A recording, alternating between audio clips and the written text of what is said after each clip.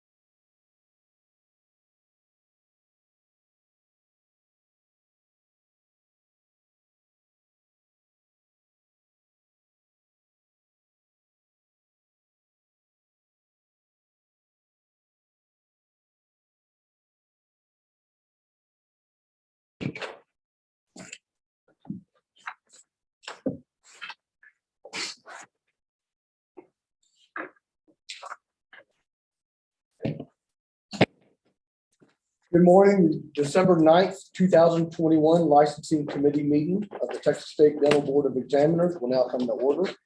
The time is 9:08. Video, sorry, where'd I go? Do I need to restart it? No, you're fine. The audio is on. It's just so that Am I everybody live can. now or no? Yes, Y'all can see me? yes. Okay, perfect. Yeah. Okay, We're supposed to turn Oh, your wait. phone? Yes, please. what do I do now? Hold on. You should see it pop up now. Yeah, okay, There we go. there we go, perfect. Okay, good. But we're good. The audio is on. Okay, all right, I don't have to repeat anything? Mm-mm. Okay, good. All right, if you're listening to the meeting on a secondary device such as a computer or tablet, please mute it until it's your turn to speak. Please say your name before your verbal voting during the voting process to ensure a proper count. And I will also announce the names of board members when addressing them and on the first and second motions. The mission of the Texas State Board of Dental Examiners is to protect the public health and safety and promote high quality and safe dental care by providing enforcement, licensing, peer assistance, and related information services to the licensees and their patients. Ms. Nichols, would you mind calling the roll for us? Yes, please? sir. Dr. Kirsch, Present. Ms. Jones, Present. Ms. Palermo, President. Dr. Maldonado. Here. Dr. Yu, Present. Dr. McNeil. Present. You have a quorum. Perfect. Thank you. All right.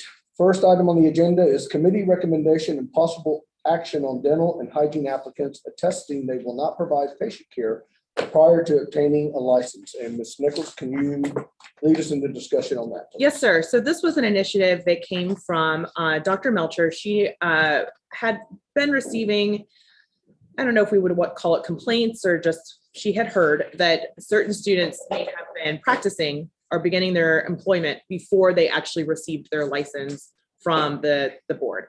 So the recommendation that came out of the CE committee was that we should add an attestation to our licensing applications that just basically says, I attest that I will not practice in the state of Texas till I have received my license. So if you had a chance to look at the documents I uploaded, you can see in yellow the little line. This does not require a committee vote. I just wanted you guys to see it. Okay. In fact, I think board staff would prefer that the committee not vote on it in case we need to change it for whatever reason in the future. But I just wanted you all to lay eyes on it and make sure it looks good, sounds good. I did like it, by the way. Okay. Did y'all have a chance to read it and look at it? Yeah. So Is there gonna be one for dental hygiene too? there is, it's uploaded as well. Okay, It's right on I the guess I missed. It's right below it. It's the exact same. But they're both there. Dr. McNeil? Okay, I guess we're not using that one. At a time when we're always trying to be mindful of simplifying the process, it seems somewhat ridiculous from my standpoint.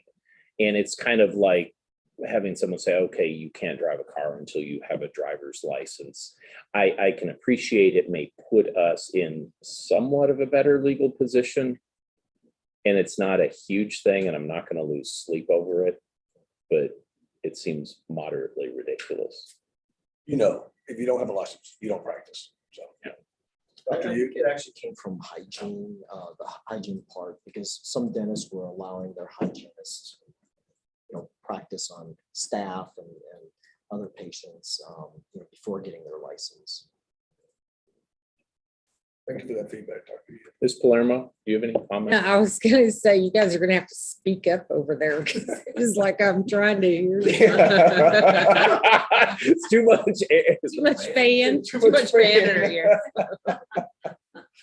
You know, and it's not like this is a lengthy addition that we're No, it's doing one here. And, as I said, I'm not going to lose sleep over it, but Well, we also have a lot of board rules and we got a lot of people in ISCs. So everything that you think would be obvious isn't sometimes, and they use every excuse in the book. So I don't have a problem with putting it. I believe Ms. Jones has a comment. Pick me. Thank you, Kathy, for looking at that. Hi, guys. I was just going to say that what I'm seeing is that even when dental students and hygiene students are graduating, there's a misconception that they're still under the school umbrella. So even though they've applied for their license, like, oh, I'm still a student. And so then they would start practicing or going out into the offices. So I think my understanding is that this was going to try to help clear that up. Thank you Yes, for that that- feedback too, Ms. James. That was my understanding too. Yeah. And like you said, you know, how much will it help? I don't know, but at least it's out there and, you know, a person signing this hopefully is reading everything and we can say they're on notice. Okay. All right, committee recommendation and possible action on request for exception to board rule on 2022-Q2 DDS 1. And again, Ms. Mendez. Ms. Mendez, would you want to lead us in this discussion, please? Yes, sir. Good morning, board members. Good morning. Dr. Escobar submitted an application for licensure by examination. He submitted an application for foreign graduate licensure, and board staff determined the applicant was ineligible. Board staff is deferring the applicant to the licensing committee for an exception to board rule 101.2C2. Dr. Escobar has successfully completed training in an ADA approved specialty in a coded accredited education program that consists of at least 2 years of training as specified by the Council on Dental Education from Louisiana State University in prosthodontics on June 30th, 2013. Dr. Jonathan Esquivel has completed all academic requirements from the Universidad Americana from the Republic of Nicaragua in 2006. He has taken both Part 1 and 2 of the ADA National Exam. He's also successfully completed the ADEX exam given by CETA on 7/8/2016. Dr. Esquivel currently holds an active Louisiana dental license as of May 18th, 2017. Since his examination, his regional examination results are past the 5 years of the date of the examination, applicant has requested an exception to board rule 101.2C2. Dr. Kirsch, Yes, ma'am. I move that we accept the exception to board rule for Dr. Escobar. Do I hear a second motion? McNeil? Dr. McNeil seconds that motion. So Ms. Jones, Yeah, something. I'm sorry. He's online if you want to talk to him. Oh, he is. Let him, during the discussion and all that, if he wants to talk, he can. All right, so we do have a motion. And I have a question. Yeah, okay. So we have a motion made by Ms. Jones to accept exception to board rule. We have a second by Dr. McNeil. Any discussion? Dr. Maldonado. So there aren't any complaints in Louisiana regarding his license. Is that correct? Ms. Mendez, is that correct? That is correct. Yeah, he missed the deadline by a couple of months. He's in very good standing. He did do 2 years of coded accredited residency. So he's followed all the rules. The only thing he has missed is by 2 months to 5 years. Yeah.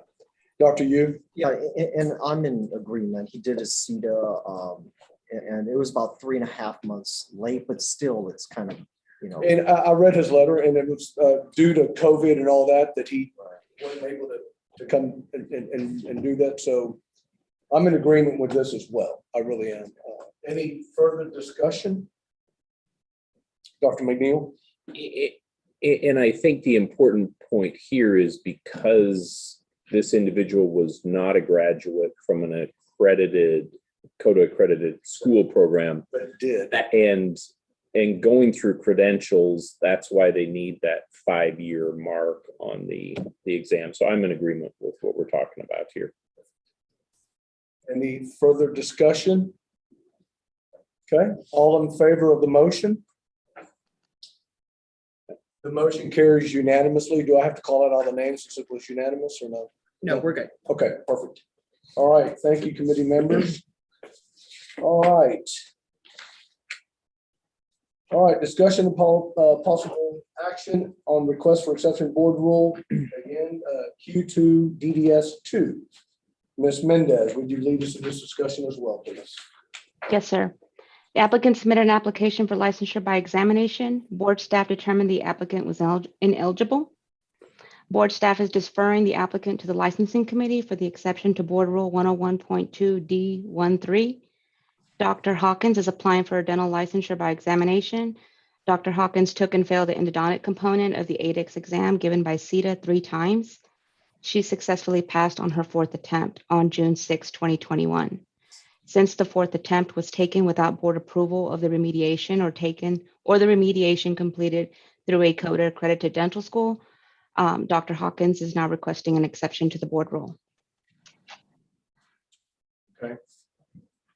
Again, this is a student who failed the exam and took it upon themselves to take the exam without acquiring or inquiring what our board rules are. And our board rules, they're very clear. They said if you failed an exam 3 times, you must take an 80-hour remedial course approved by the board before you go and take your examination the 4th time. So is there a motion to either accept or deny? I have a question. Can we do a question without the, Is it a point of order? is it a point of order or? No, it's more of a question. All right, go ahead. Well, I was just gonna ask what the difference was between number 1 and number 2 underneath the board rule. Because one allows 3 failures and the other one allows 4. Is the difference between a graduate of a Texas dental school and the other one is not? I mean, I know all the. I'll turn that over to legal. criteria is. I don't believe it's an issue of where they went to school as much as just the number of times they actually failed the exam. And I think that correlates to how many hours they're required to do afterwards. Well, right, If you failed the 4th time, you gotta go back and redo a whole but year.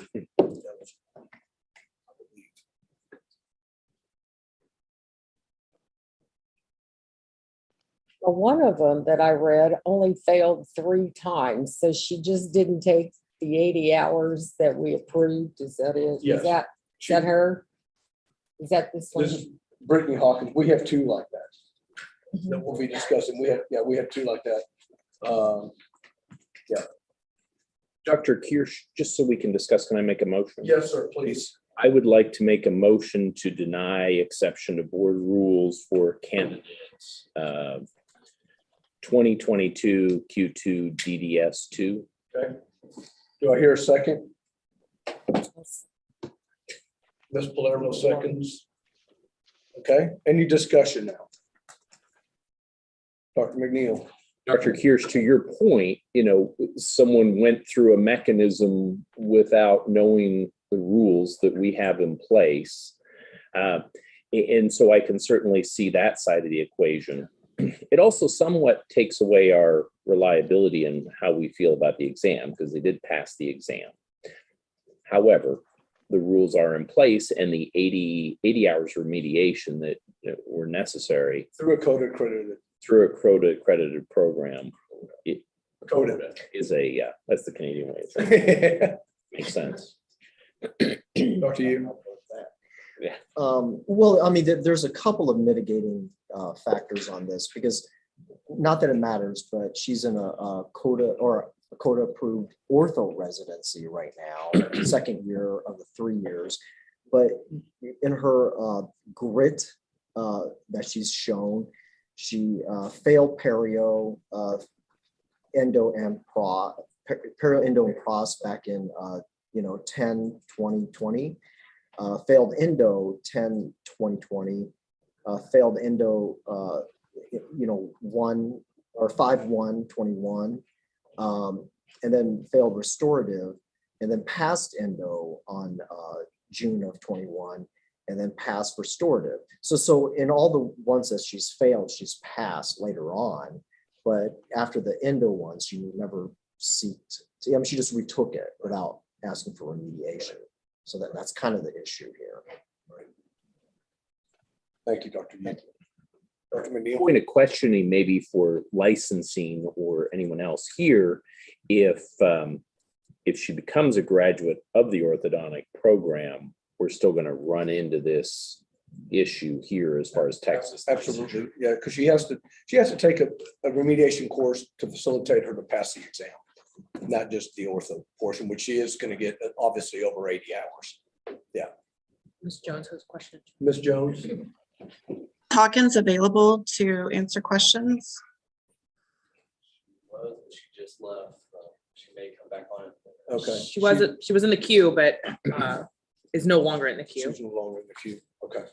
All right. My, I guess my point of view is that since she was in another state, is it that she was unaware because she necessarily wasn't thinking that she was coming to Texas for a residency, or like, you know, is that's what I would like to know from her, like where was her thought process and her graduation process and applying for licensure? Bottom line is still the candidate's responsibility to find out. We have one today that they're here in Texas, in fact, in Houston, and they were misinformed by their professor to go ahead and take a different exam without following up with what the state is requiring. So it's this student's obligation to really find out what the state's requiring. So, but thank you for that, Ms. Jones. Any further discussion on the motion? All in favor of denying exception to board rule for candidate Q2DD S2? Oh, okay. All right. Dr. Hawkins? Oh, the committee would like to hear from her before you vote. Does that sound? I would. I would think So so. Ms. Jones could ask her question. Yeah, exactly. Okay, great. That way Ms. Jones can ask her. We'll leave it around. Okay. Chris, let me know when she's in. She's probably activating her audio. Okay. Yeah, we see her.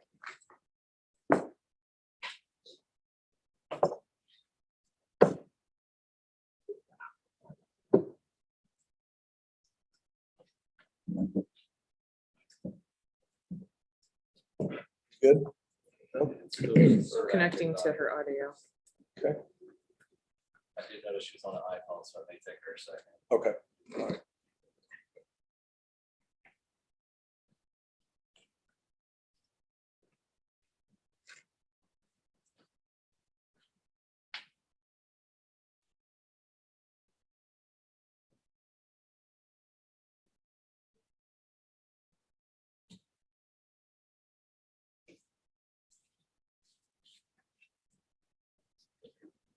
Nothing? She's in the meeting. Just wait for her. Does she have her audio on? Dr. Hawkins, can you hear us? There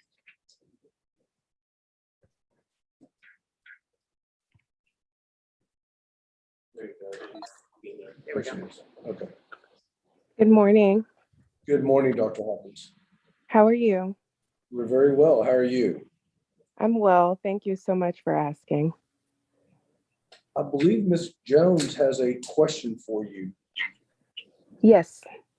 Hi, Do you mind turning on your camera so the committee can address you? I'm sorry. Do you mind One turning more on, please?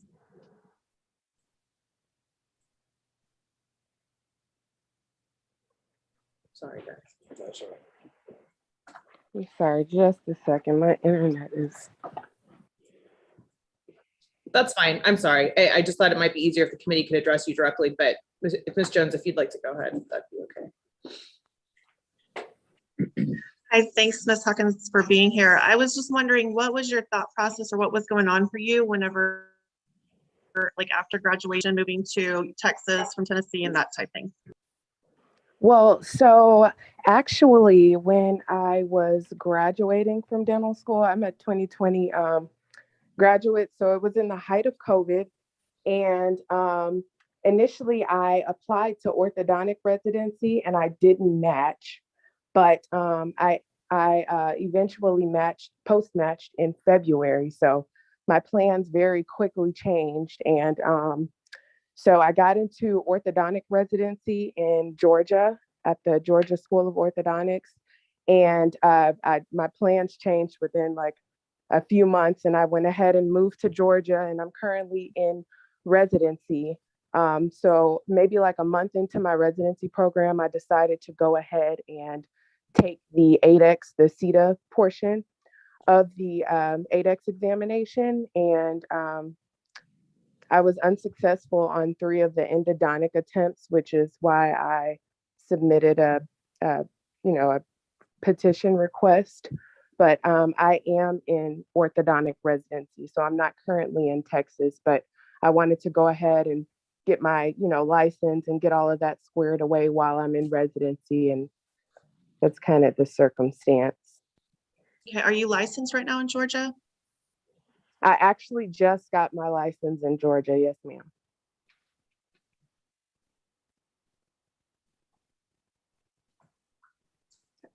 Any I'm other- sorry, were you able to hear me? Yes, we did. Thank you, Dr. Hawkins. Yes, so I had to submit the exact same, like a petition for Georgia as well. Most states do have that rule, which I wasn't aware of when I was taking the exam.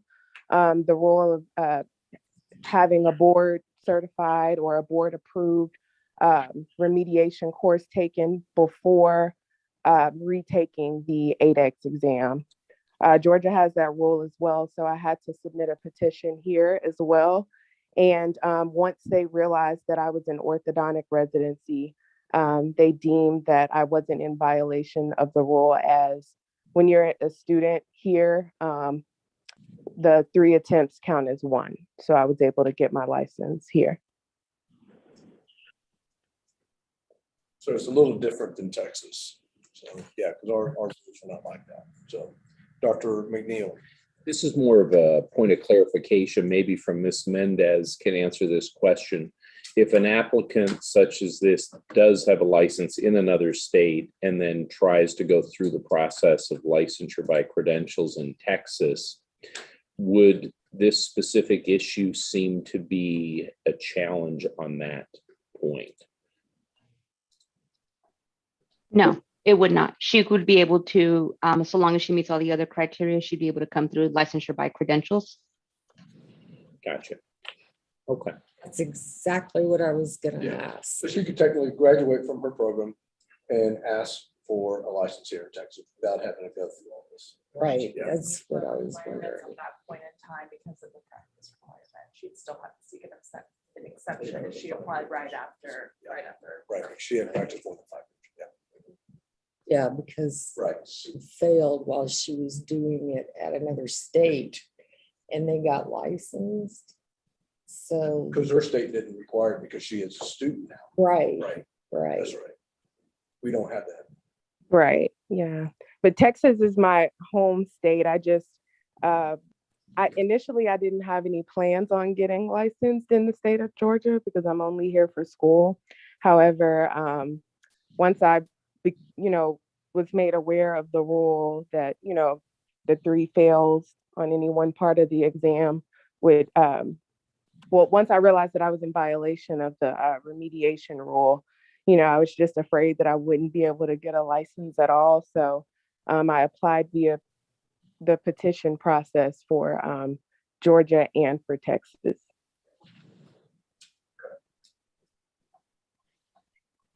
Any further discussion, board?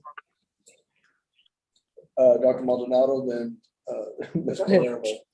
So if she already passed on the 4th attempt, correct? Yes, Okay, so then all she's lacking is the 80 hours of remediation. And then she would get her license, or would she have to retake the test? she would have to retake that test. That section? Yeah. Okay. That was the same question. Okay, man, you're on a roll with that. Great mind. Any further discussion? Okay, so the motion was to deny the request to exception to board rule for candidate 2022 Q2-DDS2. All in favor of that motion?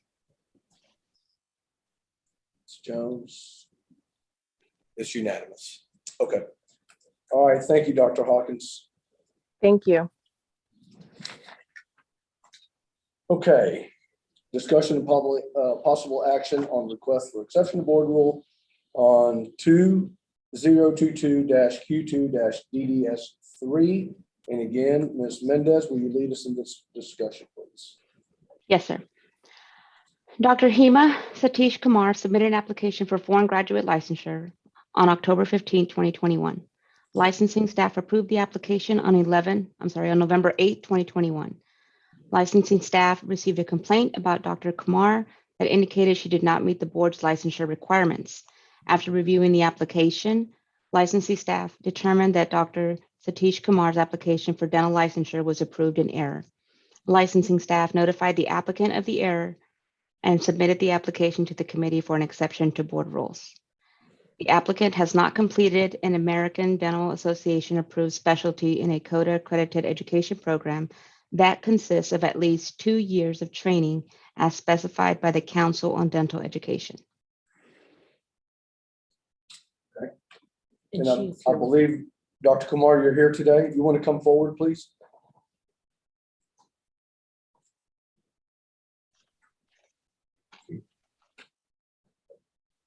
Are you still represented by Kyle Smith? Yes, ma'am. Oh, okay.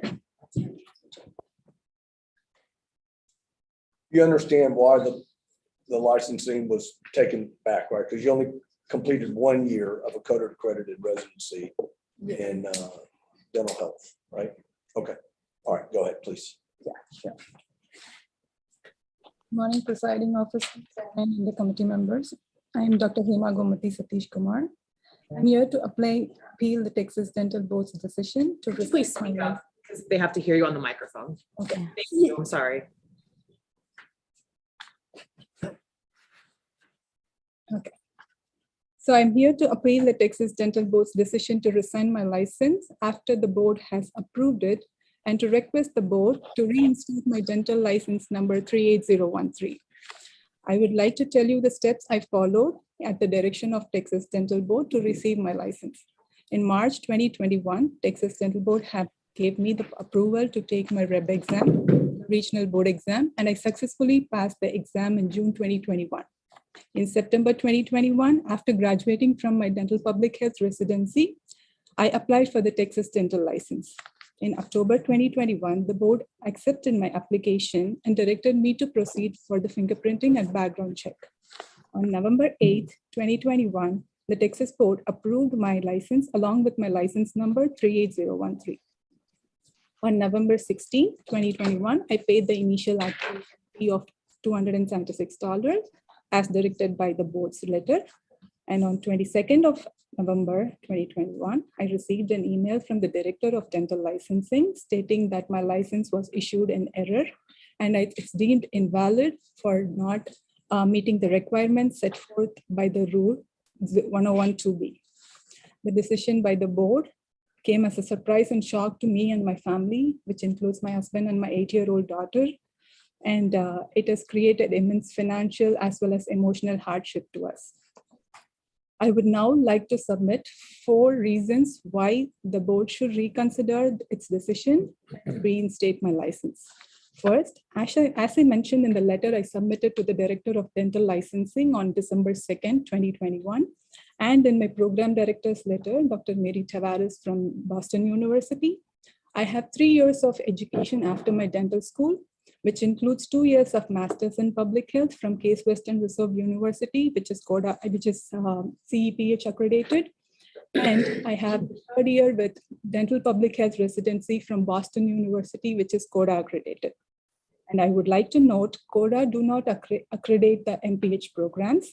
And also, I would like to clarify, MPH is a CODA mandated prerequisite to get admission into the Dental Public Health program.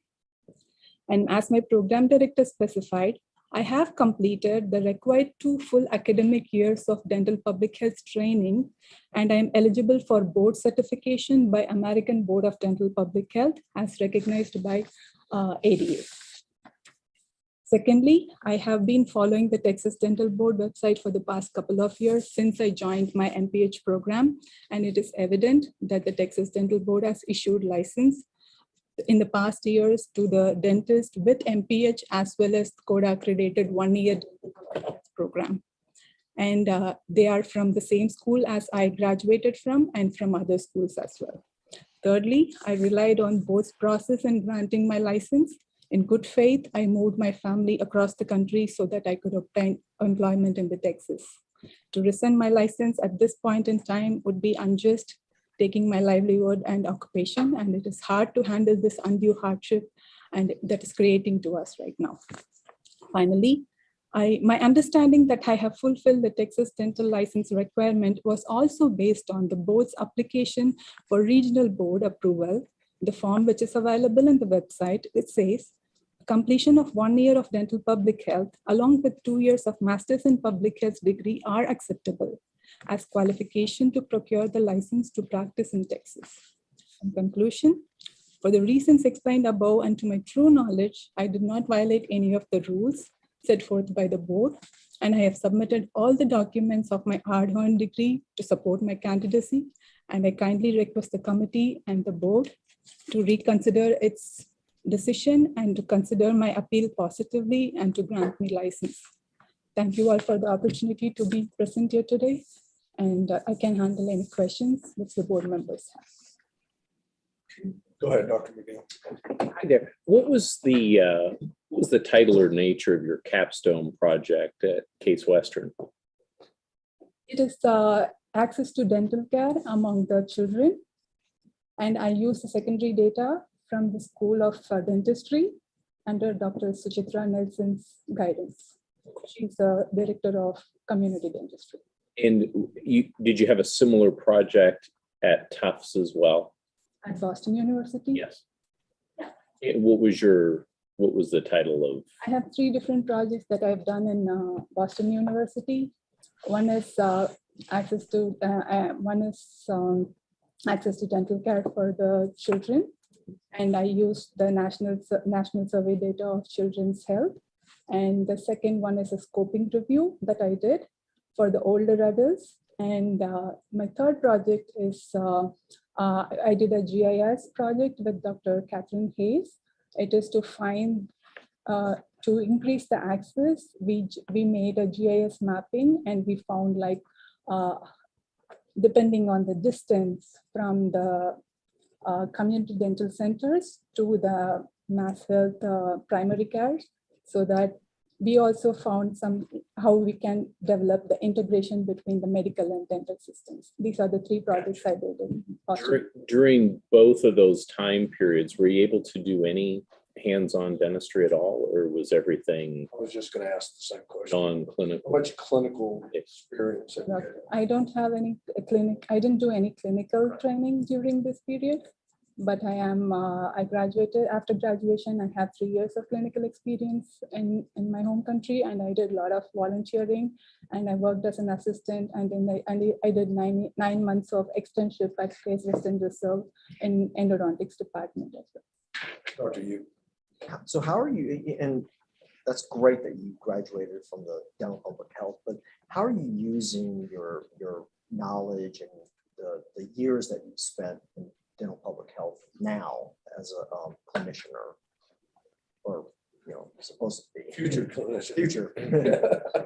Yes, that is a good question, sir. And so before my public health degree, my thought would have been different, but after my public health degree, it is different, because I don't see patient as just a one person, because we have to see other things which is surrounding them, like their socioeconomic status and where they are coming from, their background, and what makes them did not get the required preventive treatment for so long, and why is the delay? Why is the access getting delayed for them?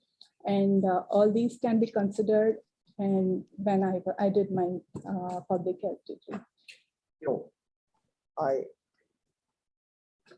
I did not like personally the program director's letter, because it was deceptive. Yeah. It talked about how, yes, NPH is a prereq for DPH, and NPH is not CODA approved, but it's CODA mandated as a prerequisite. And then at the end, he said that she completed 2 years of dental public health training, and that was, to me, very deceptive. It was only 1 year. Right, exactly. Yeah. So So the program director have to look at our MPH credentials as well. So there are certain courses that we must take for us to get into dental public health program. So that is why she have checked all of those, and based on that, she's saying that I have 2 full academic years of training. So if I've not taken all those courses in the Masters in Public Health, she wouldn't have accepted me to the Dental Public Health Well, program. it doesn't change the fact that the NPH was not Code CODA, accredited. That's right. only a prereq for dental public health. And most of the, I don't know if any of the Masters in Public Health program in the country is CODA accredited, but for Dental Public Health 1-year program, Masters in Public Health is a prerequisite. And it's not only in the Boston University, it is like in a lot of many other universities in the United States. I just wanted to clarify this.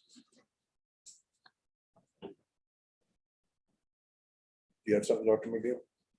Is there any further questions? I wanted to make a comment. So No, I guess before we get into the discussion, now we heard from her, we need to make a motion. And then we can, I'd like to make a motion to move to executive session so we can specifically discuss this issue with our legal counsel. Okay, but I think her attorney also had some comments. Would you like to hear from her Oh, he attorney? does. I would first. Okay, Yes. okay. Thank you for. Thank you, and thank you all for having us to come in today and allowing us to speak. In just preparation, the last couple of days for this meeting, we've been in contact with Dr. Tavares that you've spoken of from the letter that she sent. I received information that the board has approved several dentists with exactly the same status of education that Dr. Kumar has, specifically 3 graduates in the last 4 years from Brigham Young have been approved, 1 from NYS, which I believe is New York State, 3 from Columbia, those are in the last 6 years, 3 from Temple in the last 4 years, 2 more, according to the information I received, have been approved after being required to give further information as Dr. Kumar has done. So that's a total of 12 dentists currently licensed and practicing in the state of Texas that have gone through the same process of education, same program, and some of them at the same schools. how long ago were those? As I said, the majority of them were in the last 4 years, except at three at Columbia were in 2014 beginning. So some of them, I think 2 of them were 6 years. The other of the 12 were 4 years apiece, and 1 in the last 12 months, my understanding is, according to the information I received in the last couple of days. And one of the statements I like to stress that Dr. Kumar said is that the form, which I have not seen online, says, and if I have the quote right, it says that the acceptable specialty programs, thank you, completion of a 1-year dental public health along with 2-year master's in public health degree are acceptable. Relying on that statement on the form she saw online, she understood that she would fulfill that requirement. If that's what others are leaning on or other factors that they are leaning on, and the board has approved them, especially in the last year or so, 3, I think, in the last year, we would request that Dr. Kumar be allowed licensure as well. One other thing I'd like the board and the committee to take in consideration is that to effectively to grant her license and then to rescind it or revoke it or whatever language is going to be used puts a mark on Dr. Kumar, which would be virtually impossible for her to recover from. If she applies for a license tomorrow in any other state, she would have to answer a question about, has there been any negative board action against your license? Have you been licensed in another state? She would have to say yes. She would then have to say she's been rescinded. She had a license number 83109, and that was then taken away. And just to that point, so you know, effectively, she never had a license. So it's not that a license was canceled or rescinded or revoked. It was issued in error. So you would not even be able to look her up on our system because it's like she never existed as a She would licensee in the answer no to state. that question. So she doesn't have a mark on her. I just want to clarify, whatever happens at the committee meeting, I just want to clarify that to you. Appreciate that. And just before I remake my motion, you know, extreme example of this is if someone got a dental license and they actually didn't obtain a DDS degree from a school. And if it was found in error, then that is certainly an easy call of, oh, this was done in error. The license will be removed. All right. On that, I'd like to make my motion to go into executive session retaining legal counsel here. Is there a second on that? Dr. Maldonado seconds the motion. All in favor of that motion? Okay, so the license, we're going into we're stopping the licensing meeting at 9:48 and going into executive session. Chris, can you just leave Lori Jones on for executive session? It's a breakout room, so he'll invite her to a To a breakout breakout room. room? Okay, perfect. Miss Mendez. And we need everyone to step out, please. And can Miss Mendez participate in And, this? oh, Ms. Mendez too, yes, sorry, yes. We need to go into executive session.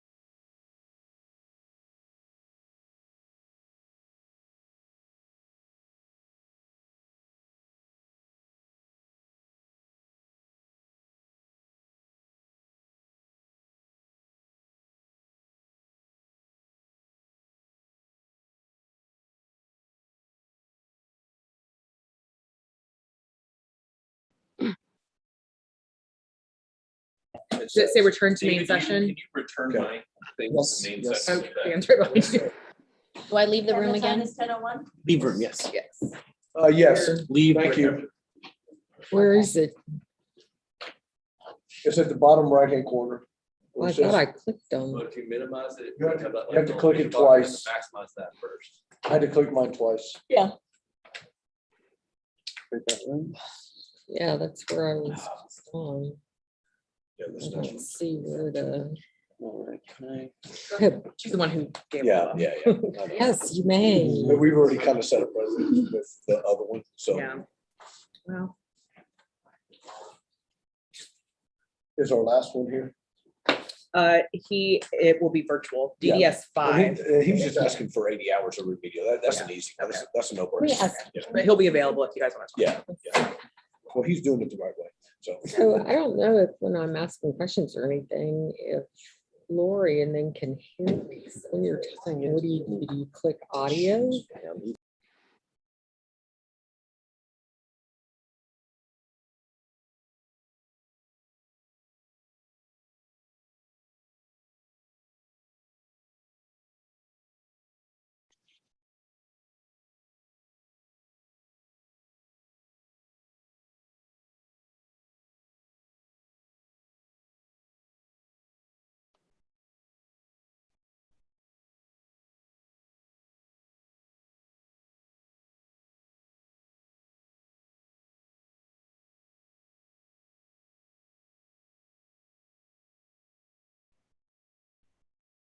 Ready?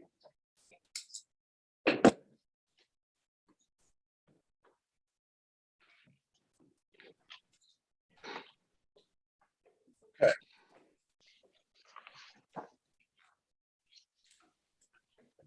I know we said 10:01, so all right, the licensing committee board meeting will go ahead and come back into session. It's 10:03. Thank you, board members, for the executive breakout. Do I have a motion to either accept or deny approval, exception of board rule for Dr. Kumar?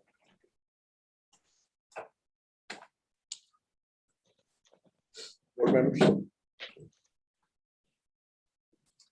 Ms. Palermo, I move to deny. is there a second? Dr. Maldonado, okay. Any further discussion? Ms. Jones, no hand up. Okay, seeing none, all in favor of the motion? And the motion carries unanimously. Thank you, Dr. Kumar. I have a follow-up question. Go ahead, sir, yes. Who would I contact about filing an appeal to this decision and Well, ask? the decision is not final. The decision will go to the board tomorrow. And once the board votes on it, then the decision is made final. And once after that process, then contact legal or. Okay. Thanks. Yeah. Appreciate it. Thank you. Thank you. Thank you, Dr. Kumar.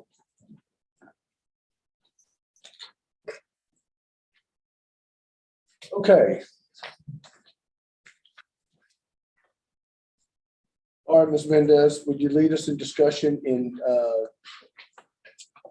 DDS 4? And I believe she's here, Dr. Larwood. Yep. Do you want to come forward too? Sure. Applicant, well, not necessarily an applicant. We received a request for approval of a remediation program. Dr. Sunny Larwood has failed the operative component of the REB 3 times.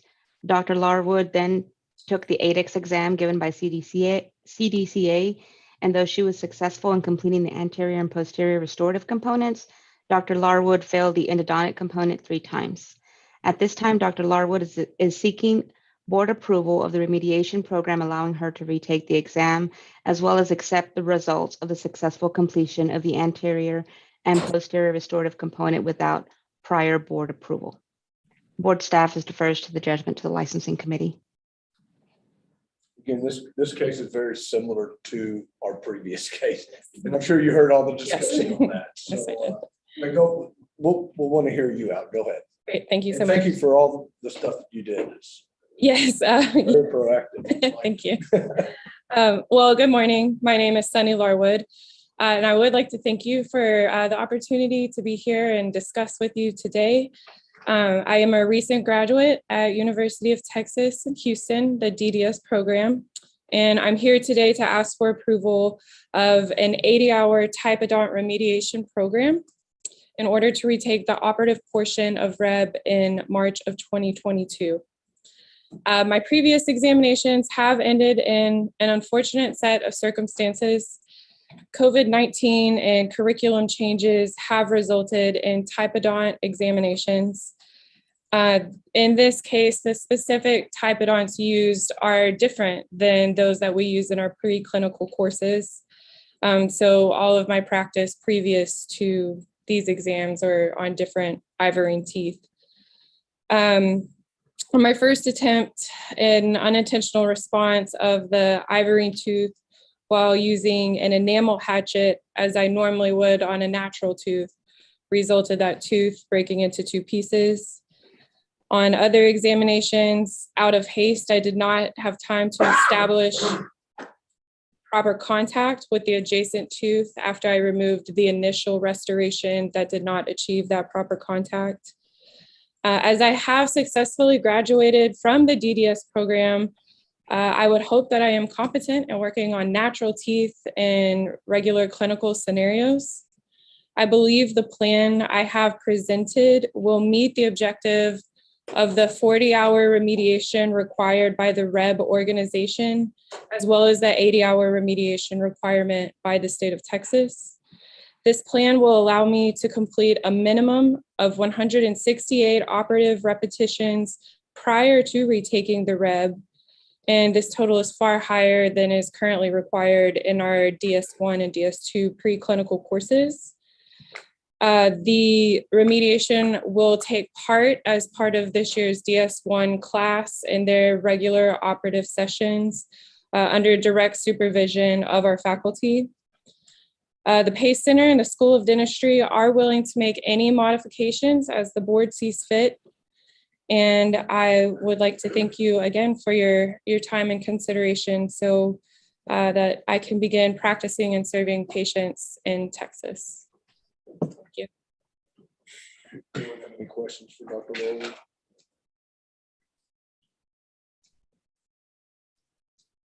No questions. Just a comment. Thank you for providing this information to us. It was nice for us to go through it. Many of us are examiners with REB, and it's always good information to have that. Okay, well, do I hear a motion to either deny or accept exception to board rule? I'd like to make a motion to make an exception to board rule for DDS candidate 2022 Q2 DDS 4. Is there a second? Dr. Maldonado? Okay, I'm gonna make it discuss. I'm gonna start the discussion. Again, no offense, we're setting a bad precedence by doing this. She took it upon herself, and not upon herself, she took it from recommendation from one of their staff members at UT. I graduated from UT Houston as well, and I practice at Houston as well. Yeah, so trust me, as much as I want to say yes, we have rules for a reason. I mean, we really do, and I hate the fact that someone at our dental school gave you that misinformation. I really do, because they're not doing you a service at all. So, and with that, I'm going to vote no, but I just wanted to say that publicly.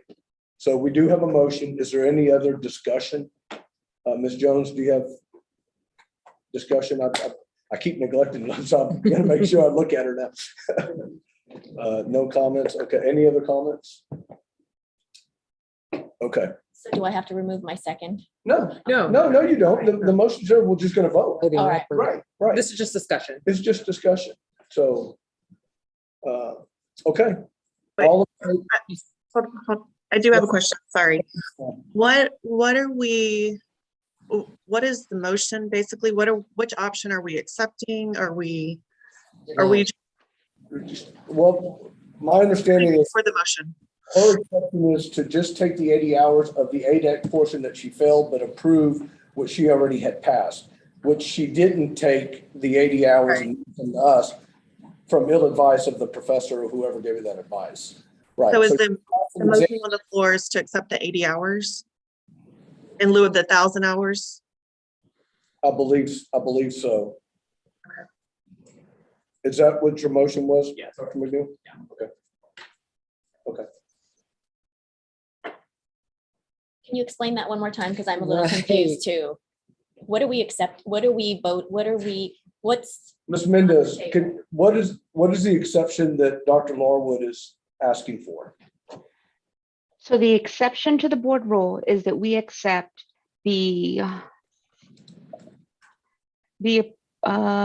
accept the result, the successful result of the completion of the anterior and posterior restorative component given by ADEX. That means she would have passed that technically on the 4th attempt without remediation. And then she's also requesting approval of 80 hours of remediation for the endodont. No, not the endodontic. Is it the endo?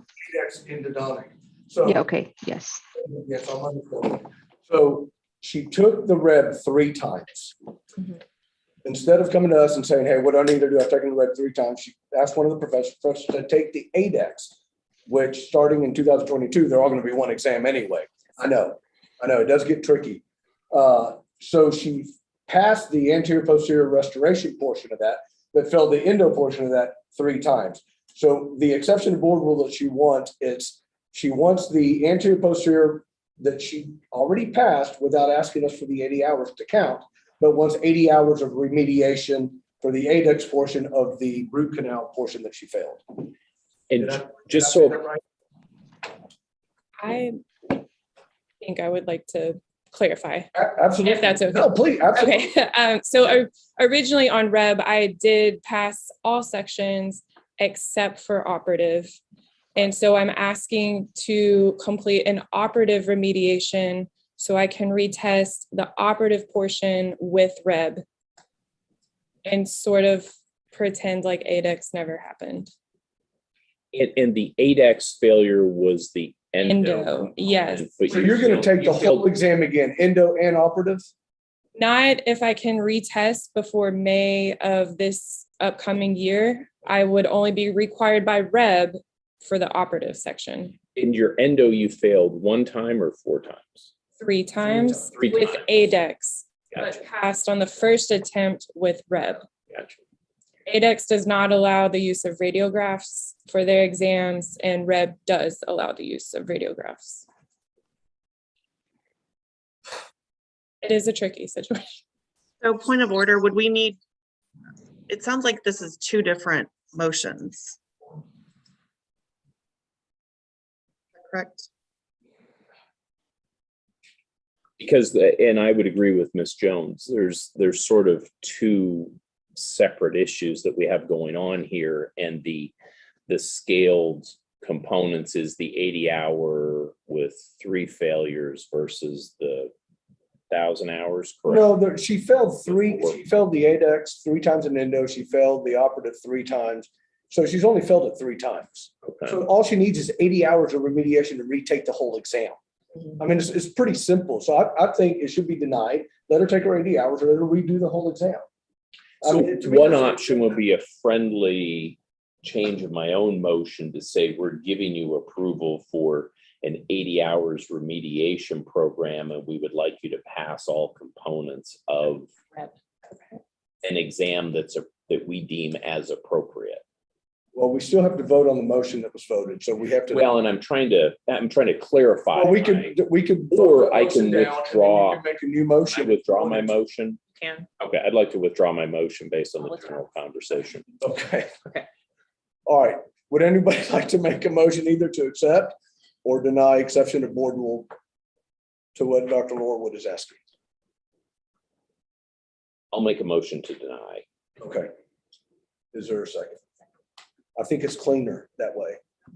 Okay, and as part of the discussion point Go to ahead. figure out how are we going to have a good end result here where we feel comfortable at an 80-hour prior approval and passage of all components of the exam, operative and endo, I think is what I hear people saying. I don't know quite. how She's to- already passed the endo for Reb, which means she's gonna pass it again because you can use an x-ray to see exactly where your files are. So I think motion to deny is the best thing to do. We voted, she takes her 80 hours. She takes her Reb exam again, all components of it, and she starts practicing in July. But she needs approval from us for the 80 hours. Yes, Right. yes, Yeah. exactly. So Yeah. I think you're accomplishing what needs to be accomplished. So did Dr. McNeil withdraw his motion, or are we voting to deny that motion? No, No, he withdrew it. Okay. And he did a second motion to deny, which was seconded by Dr. Maldonado. right, So so, specific request here. You're right. right. My point of clarification was, are we still giving her the ability to ask for prior approval narrowly on this 80-hour remediation for operative? Because there's a couple of things she's kind of asking for Right. with her. Right, because she wanted to count her ADEX endo, and I'm saying no to that. She wanted to counter endo Reb. Reb. I mean, her endo Reb, yes, yes. yeah. I don't know how this falls with all of legally how I would say this, but the school is more than ready to incorporate an endo portion of the 80 hours as well. So if you would like for the endo portion to be part of the 80-hour remediation, we are prepared to do that Perfect. as well. So doesn't the Reb incorporate other things besides just endo and operative? So she's gonna take the Right. cross section and the whole test. The whole test again. Yeah. Yeah, yeah. I like that. So is she gonna have to come back before us to get? I think we can, after we vote on this motion, can we make another motion to approve 80 hours? For her? remediation program. Yeah, for a remediation program. That way she doesn't have to come back. She can go ahead and start doing that. Do we have the information on the remediation program enough that satisfies the committee?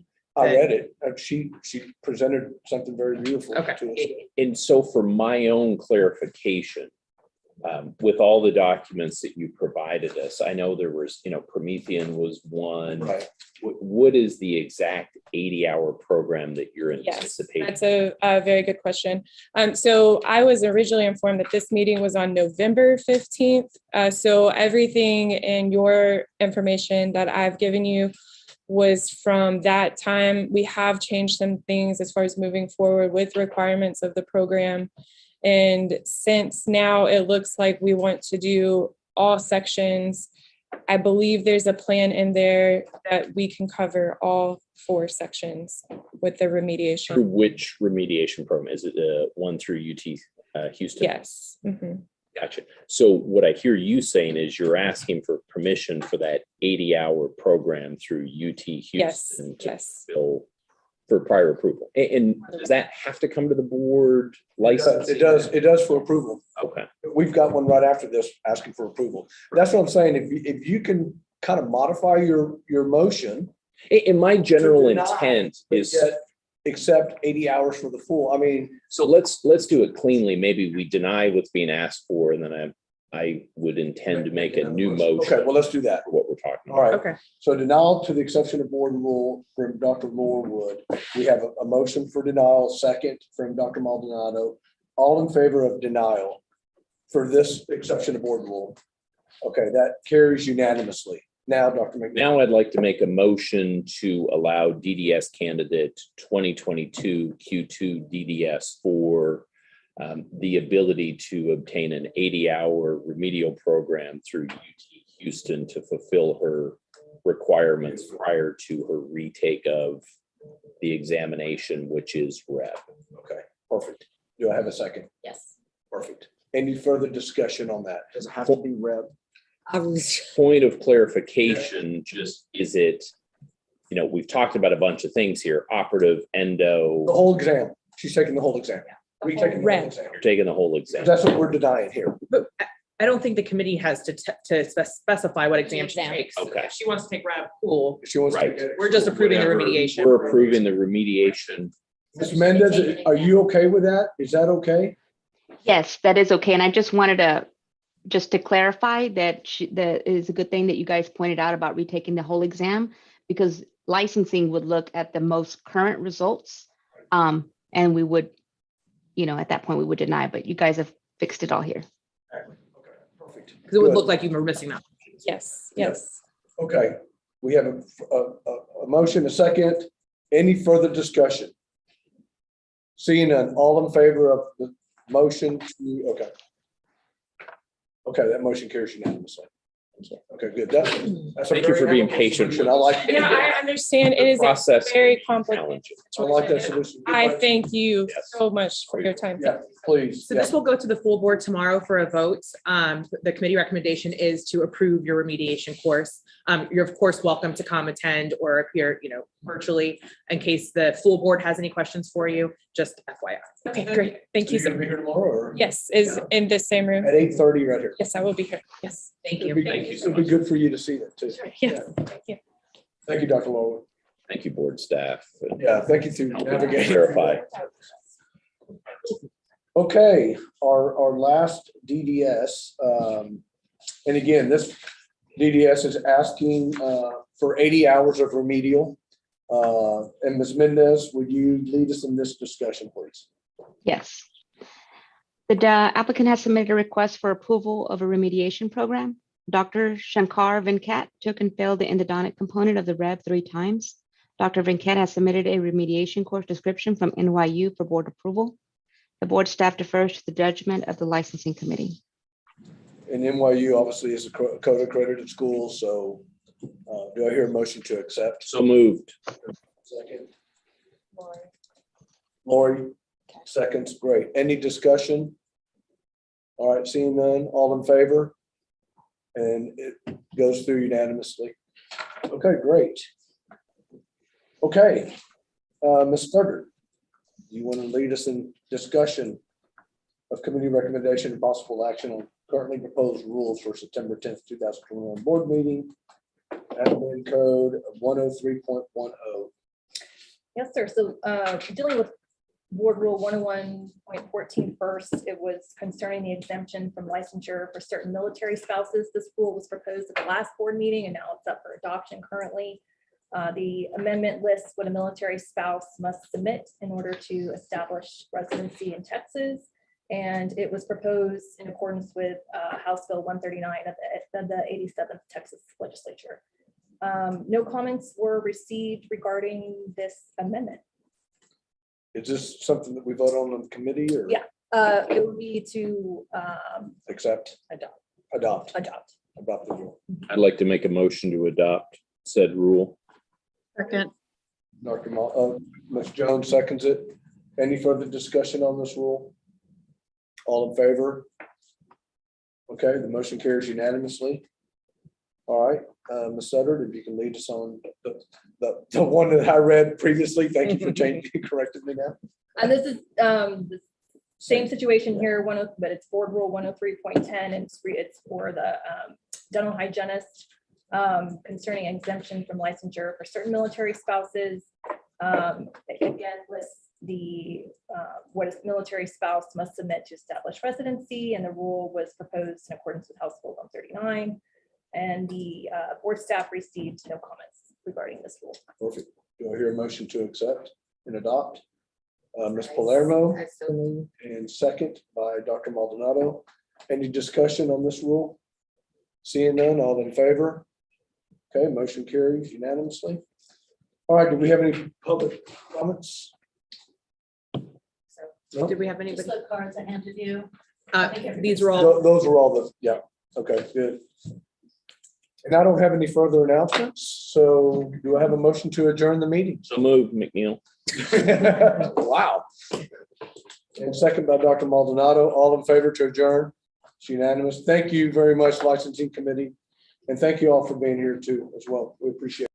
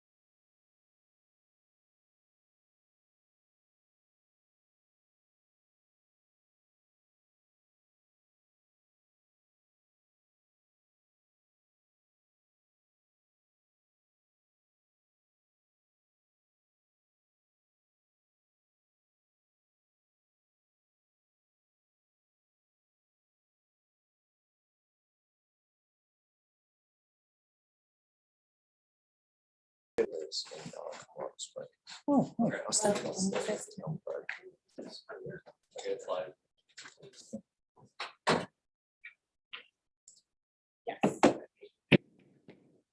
The December 9th, 2021 Dental Practice Committee meeting of the Texas State Board of Dental Examiners will now come to order.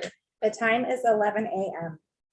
If you are listening to the meeting on a secondary device, such as a computer or a tablet, please mute it until it is your turn to speak. Please say your name before your verbal vote during the voting process to ensure a proper count. I will also announce the names of the board members when addressing them and on first and second motions. I will now read the mission statement for the Texas State Board of Dental Examiners. The mission of the Texas State Board of Dental Examiners is to protect the public health and safety and promote high quality and safe dental care by providing enforcement, licensing, peer assistance, and related information services to licensees and their patients. At this time, Ms. Nichols, will you please call roll to confirm that we have a quorum present? Yes, absolutely. Dr. Burke, Present. Dr. Maldonado, Present. Dr. Henderson, Present. Ms. Palermo, Present. Ms. Sisk. Don't see her. She may come, no, she's not. she's not here. Okay. And Dr. Yu. Present. All right, we have a quorum. Thank you. All right, agenda item number 3 is committee recommendation and possible action on currently proposed rule from our September 10th, 2021 board meeting, Rule 108.74, call coverage agreements, published in the October 15th, 2021 issue of the Texas Register. At this time, I would like to call on Ms. Studdard to please lead our discussion. Thank you, Dr. Burke. This rule was proposed, like you said, at the last board meeting. It sets forth the minimum requirements relating to a dentist's provision of call coverage services for another dentist's established patients, and is implemented pursuant to House Bill 2056 of the 87th Texas Legislature. And no comments were received regarding this rule. All right, thank you. Do I hear a motion for recommendation to adopt amended Rule 108.74? Okay, we have a motion by Dr. Yvonne Maldonado. Do I hear a second? Thank you. Seconded by Ms. Lois Palermo. All in favor, please show of hands. Okay, Wendy, that is unanimous. Well, we don't have Mrs., but that is unanimous. Okay. Is there any discussion? No discussion. Okay, so hearing none, the motion passes. Okay, we're going to move on to public comments. And at this time, I do believe we do have a public comment. Did somebody sign up for public comments? Yes, he was just sent the information. Okay. Thank you. Okay. And I just want to remind, public comments are limited to 5 minutes.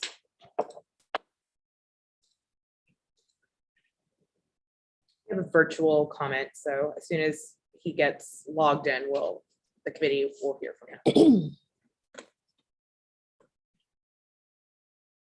What was the name, Dan? Dr. Vogel. Okay.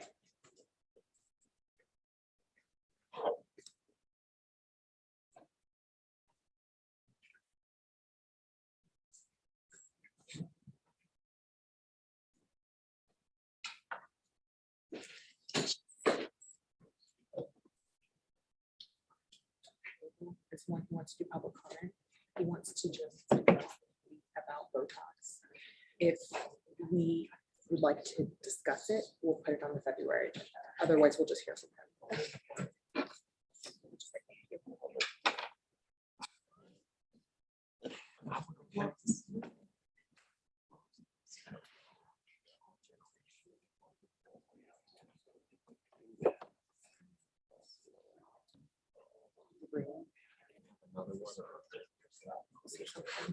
We can add it to the agenda at any point. Yeah, that'd be great.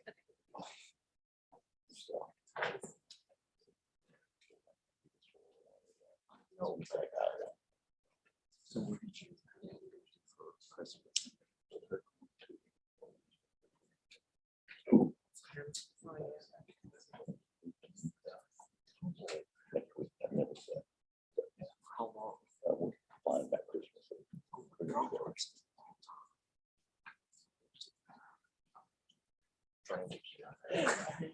It's good to see us.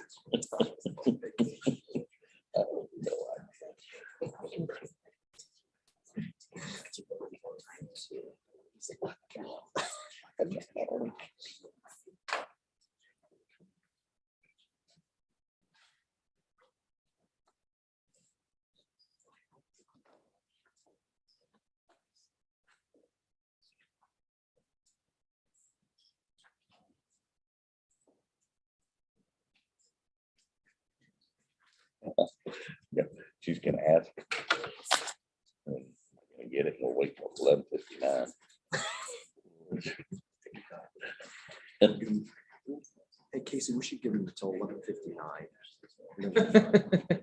Give him till 11:59. Yeah. Brent asked if we could meet them in the lobby at 11:50, and I said that sounded good. Oh, that's cool. Plenty of time. Okay, then give him until 11:49. Okay. When Dr. Burke asked for a motion for adjournment, I don't, the plan is no one's gonna make that. motion. Well. We're just gonna sit there and look at each other for an She hour. knows you're joking, but you're gonna make her anxious. Yeah. I've already. Something I know, will y'all please jump in? They're prepared. Completely out of order, but maybe the next meeting, I'd like to bring up that rule 108.25.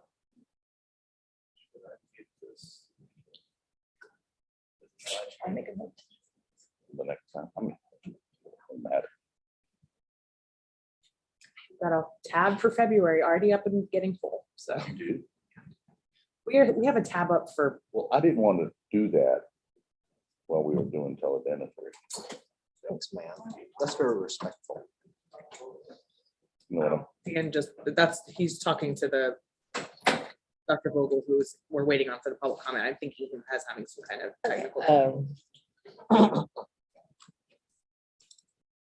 think it's gonna take a little bit of research, though. Okay.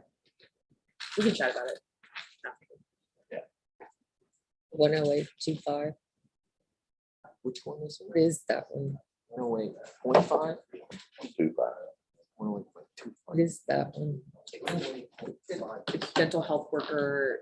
It's really old rule. It's about HIV and practitioners and what they have to notify patients, that sort of thing.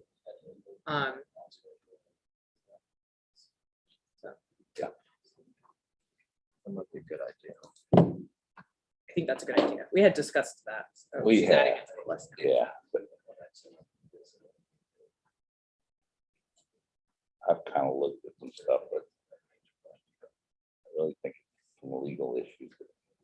I agree. Might be a Yeah, slip. the violations, that sort of thing. Yeah. Then it turns out there's state department of health guidelines. If there's guidelines we have to do, then maybe we need to go back and look at those guidelines. I mean, there's some references that I'm not familiar with. We'll look into it and it might need to just be a discussion in February and then possibly, but we might be able to do enough where we can make a recommendation. He is in Port Tilbury? Yeah, I just called his office. Okay. Oh, okay. So we're not waiting on him? I don't believe, I'm not sure. I emailed him, but I haven't gotten a response. Okay, well, I don't He think seemed eager to speak, so I'm. he can come back in February. I mean, Or if you'd like, if the tomorrow. committee would like to wait, or yeah, he could address the full board tomorrow if you'd like. Absolutely. Yeah, nothing so far. Okay, I don't think that the committee Okay. should be held up for him. Okay, so in seeing that there are not any public comments, we don't have any announcements that I'm aware of. Does anybody have any announcements they'd like to make? Okay, do I hear a motion to adjourn the meeting? Three of us. Okay. A motion by Ms. Lois Palermo and a second by Dr. Brian Henderson. All in favor, please raise your hand. Okay, so that is unanimous, Wendy, and our meeting is now adjourned and the time is 11:09.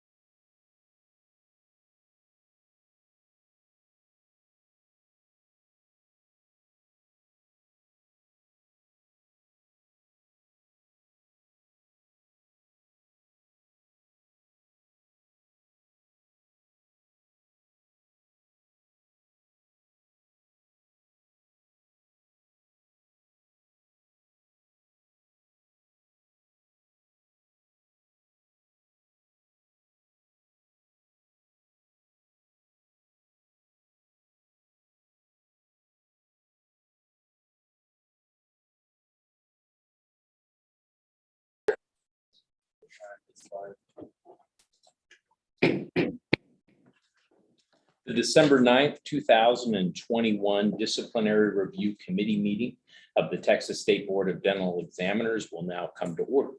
The time is 1:07 p.m. If you're listening on a secondary device, please go ahead and mute. For those of us here, we can keep our audio muted on our computer screens. If we get to a point of voting and there is an issue, we may ask for you to state your name, but I believe we have everyone here is in person. Is that a correct statement? Yes. Yes, okay, so we should be in great shape. And what I will do now, I'm going to go ahead and read the mission of the Texas State Board of Dental Examiners.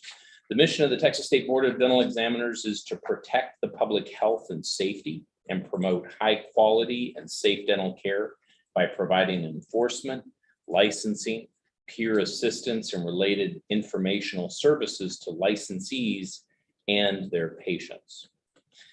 At this time, let's go ahead with roll call. Yes, sir. Ms. Nichols, do you have a preference there? Would you like to? I'd be happy to. Dr. McNeil, Present? Dr. Yu, Present. Dr. Maldonado, Present. Dr. Melcher is absent today, and Ms. Pride, present. Terrific, and welcome to our newest member, Ms. Pride. We are so fortunate to have you. We look forward to your participation and thank you for your service. All right, let's move on to possible committee recommendations and actions regarding House Bill 1540 relating to some specific criminal offenses. Legal team, can we go ahead and have an update on what we're talking about here? Yes, thank you, Dr. McNeil. So this House Bill 1540 was passed by the 87th legislature. The bill amends section 43.021 of the Texas Penal Code. And this section references the offense of solicitation of prostitution. And the amendment to this section changes the offense from a Class A misdemeanor to a felony offense. So Dr. McNeil asked staff whether we needed to change any board rules as a result of this bill.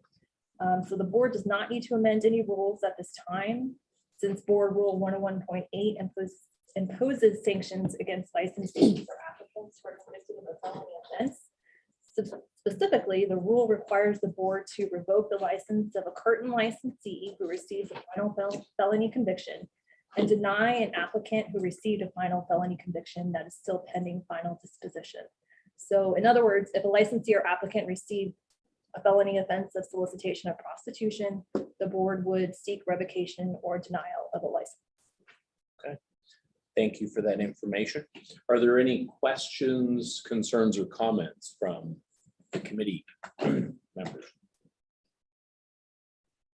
And I know having this group worked on the disciplinary matrix previously, and I know that this is just a legislative rule change that ties in nicely, so we do not have to change anything from a disciplinary matrix standpoint.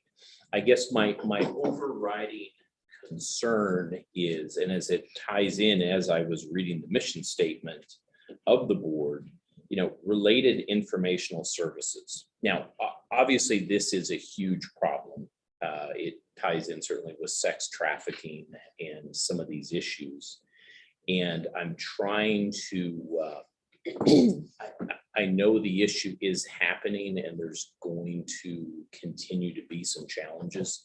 This is obviously going to be incredibly disruptive. And as a committee, I'm trying to think, are there things that we think are appropriate? Is this something that we communicate with the Texas Dental Association, for example, from a informational standpoint? Is this something that when we talk about the mandated requirements for the sex trafficking continuing education, perhaps there's a line on there that notifies our licensees of, if you do this, this will happen.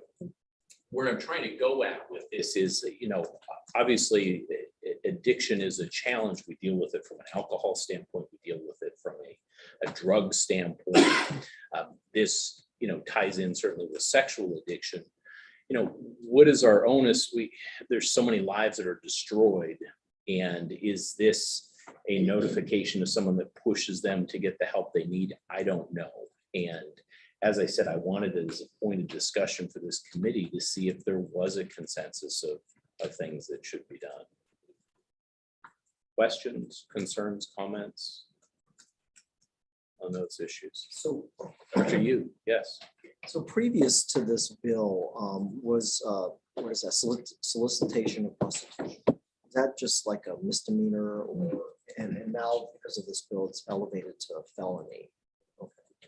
And so if we did a comparative example of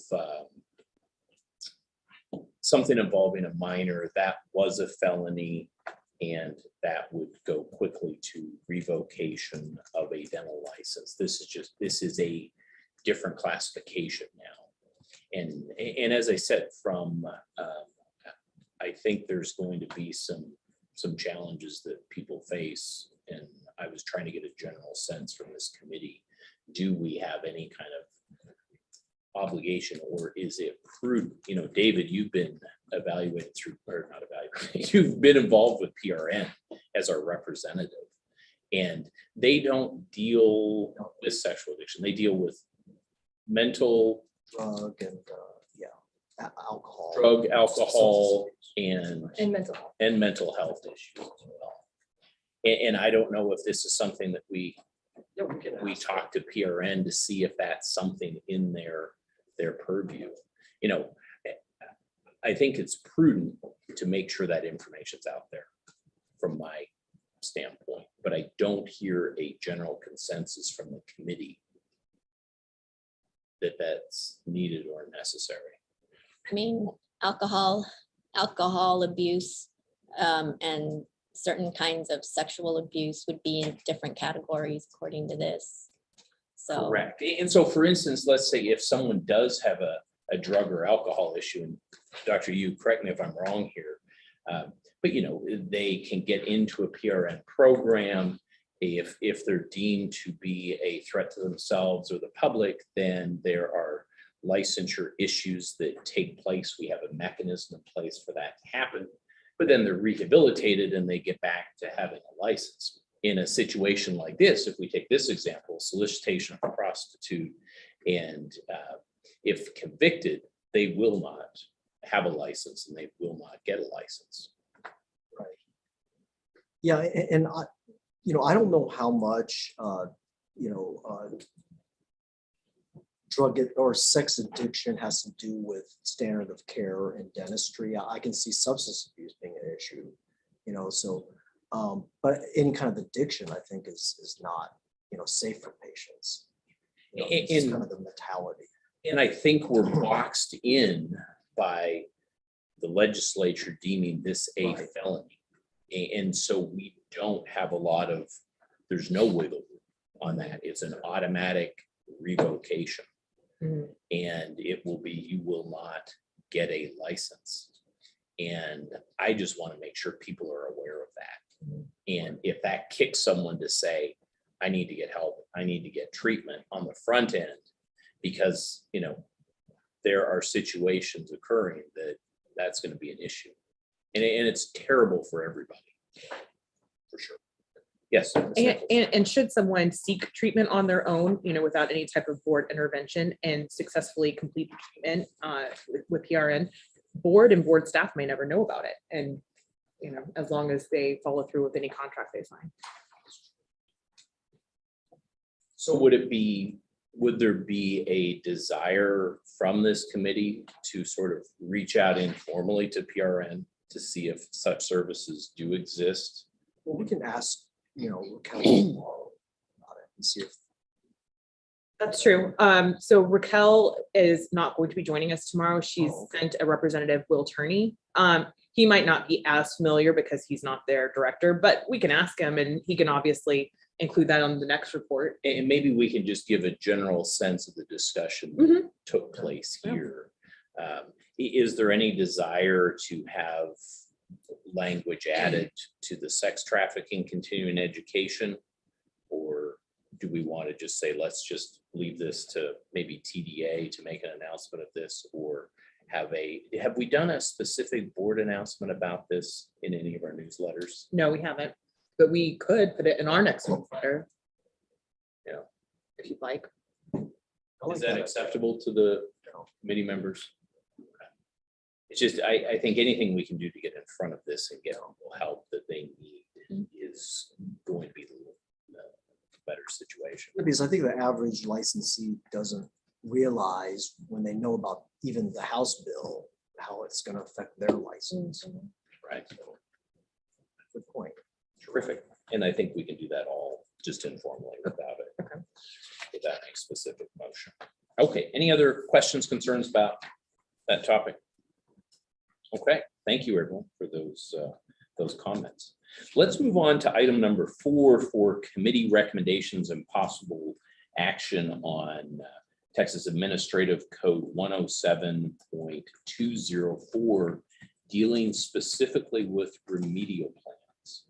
There was some legislative action, and we have a rule to potentially come up with. Who would like to discuss that from the? I'll handle it. Okay, thank you. Yes, this rule is proposed to achieve the bill, the goals of Senate Bill 1534 of this past legislature, the 87th regular session. What this rule change does is effectively mirrors the bill as signed by the governor that allows us to, one, remove remedial plans after 5 years of that remedial plan being ratified under certain circumstances, as well as issue second remedial plans as long as one wasn't issued in the preceding 5 years. The only difference between this really and the bill's language itself is subsection H, which gives our process for removing those remedial plans should a dentist wish to make that request, so that board of staff can review and determine if removal is appropriate. You have in the bill's analysis where the legislature was coming from this. It's really, their goal is to allow our licensees a second chance at a remedial plan whenever there's minor violations here. And that's why they specifically put language in this bill that complaints, or excuse me, remedial plans should not be removed when they're related to the delivery of healthcare. As you all, many of you know, we do issue remedial plans for more than just minor administrative issues. However, that's really what the legislature wanted to do is get rid of those minor ones. And I like how this pretty much mirrors what the legislative change was. In this example here, as written, someone cannot have another remedial plan until a prior is removed. Is that a correct statement? That's not correct. Okay, fill me in on that. This here is just saying that after 5 years, or excuse me, if you've had a remedial plan in the previous 5 years, the board may not issue a second, right? So you can still have a remedial plan that's public information, either because it is the delivery of healthcare or it relates to a previous issue that you've had with the board. If it's been more than 5 years, the board can then still issue a remedial plan. Another one. But if it's year 4 from time 0, you may not have a may remedial not. plan. It's 5 years from ratification and on. Questions, comments about this proposed rule? Dr. Yu. So the board still has a record of the original remedial plan that was taken out. Correct, and we do intend to keep those records as this bill states. You know, those can't be removed if they've had a similar prior incidents of the same violation. So yes, we will have to keep a record of those. They will just no longer be accessible on the internet website should they meet the requirements of this. So hypothetically, if they get like remedial plan because of bad records, Mhm. they could request for removal of the, in their record 5 years later. But if they get another remedial plan for records, they cannot request for removal. Correct. Okay. Thank you. And just to clarify, if I may, Yes. they would have to request we're not just going to automatically remove it. They have to request. And I like that component because obviously it puts the onus on the respondent and it's less of a challenge. It's the equivalent to a criminal expunction of records. You still have to request it even if you're eligible, or a sealed record, but no, an expunction or removal. That in that vein. So in the future, will we be looking at that for administrative penalties too, or not? We do not have the authority from the legislature to be able to do that. So the answer is until the legislature says it's okay to do so, we will not be Do looking you at think that that. would be a reasonable thing to have happen, or? I would defer to the legislature. And I would say a little back information there, and for Ms. Pride being a new member, at an informal settlement conference, there's various different mechanisms we have in place if an action is going to be performed on a respondent. And from a board member standpoint, it's great to have multiple different options. A lot of times the remedial plan is desired because it's a non-disciplinary, it's not reported further on to other entities. However, there's still a record that is kept on the board website if people search out a licensee. Okay. This gives the ability for them to apply to have that removed. Also gives us the ability to utilize that mechanism again, if needed, as long as it's not for the same issue. No, not quite correct. Okay. You may issue a remedial plan within the appropriate criteria under this rule for the same issue. Okay. That remedial plan, however, would not be eligible for removal because it relates to a the- prior similar violation. Terrific. Thank you for that clarification. Yes. So Dr. anybody that gets a remedial plan, it's going to be shown on the website? It currently is. Okay. Yes. And to back it up a touch further to get to Dr. Yu's point, when we were trying to figure out having a bunch of these different mechanisms, we really wanted these AAP, agreed administrative penalties and fines. We wanted that to be able to use a fine, but not have that continue in a disciplinary standpoint. Is that a correct statement? Yes. it's a disciplinary And so it didn't turn out to be the carrot that we wanted it to be. This, by design, is going to make those remedial plans more desirable. Of course, they're already that way now. The challenging part 5 years down the road from now is figuring out what is the definition of related to the delivery of healthcare. Correct. That's the gray area. And that's going to be a, And that's also why we included the bills analysis, just so that you could see the legislature's intent that they're really looking at minor administrative. So when you do have a standard of care issue, over treatment or anything like that, that would not be eligible. I think it's pretty clear that you could say that that's delivery of healthcare.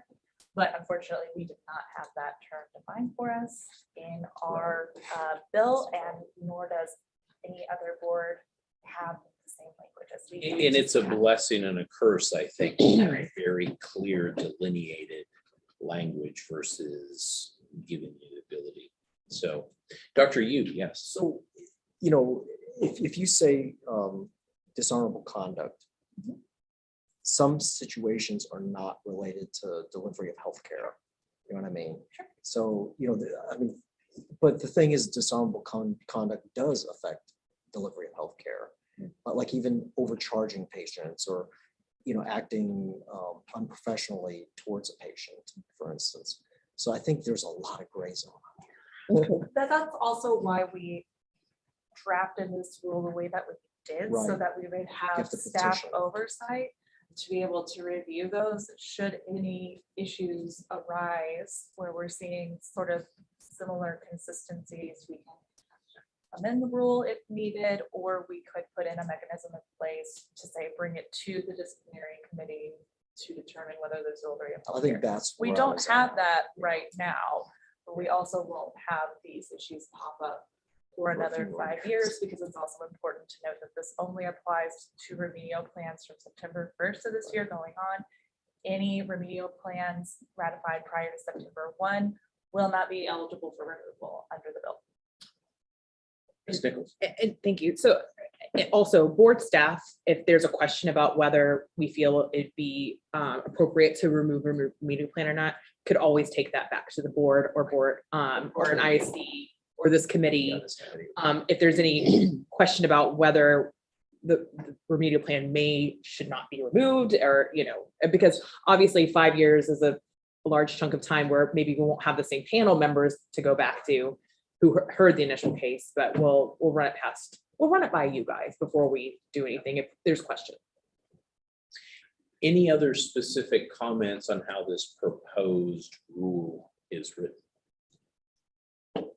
Hearing none, do I have a motion to accept this Texas Administrative Code 107.204 proposed rule as written? I give a motion to accept. Ms. Pride, do I have a second? Second. Dr. Maldonado, all in favor, say aye. Aye. Carries unanimously. Thank you so much for doing the work on that. All right, let's move on to item number 5. Yes. I believe we are prepared to hear a presentation Yes. from Promethean Dental Systems. I believe Dr. You and I and Dr. Maldonado, I'm not sure if you were on the AADB presentation when they talked about this organization. So we knew that a further presentation was coming today, and our audiovisual people can get ready to make this happen. So it'd be Dr. Hamlin. Is she in the queue? Okay, great. And she's going to give a brief 10-minute presentation to the committee. And then obviously feel free to ask questions. We have discussed the possibility of them coming back in February with their actual, Dr. You called it a robot. Is it appropriate to call it a robot? But unfortunately, that machine wasn't available for this meeting. So we may ask them to come back if you'd like.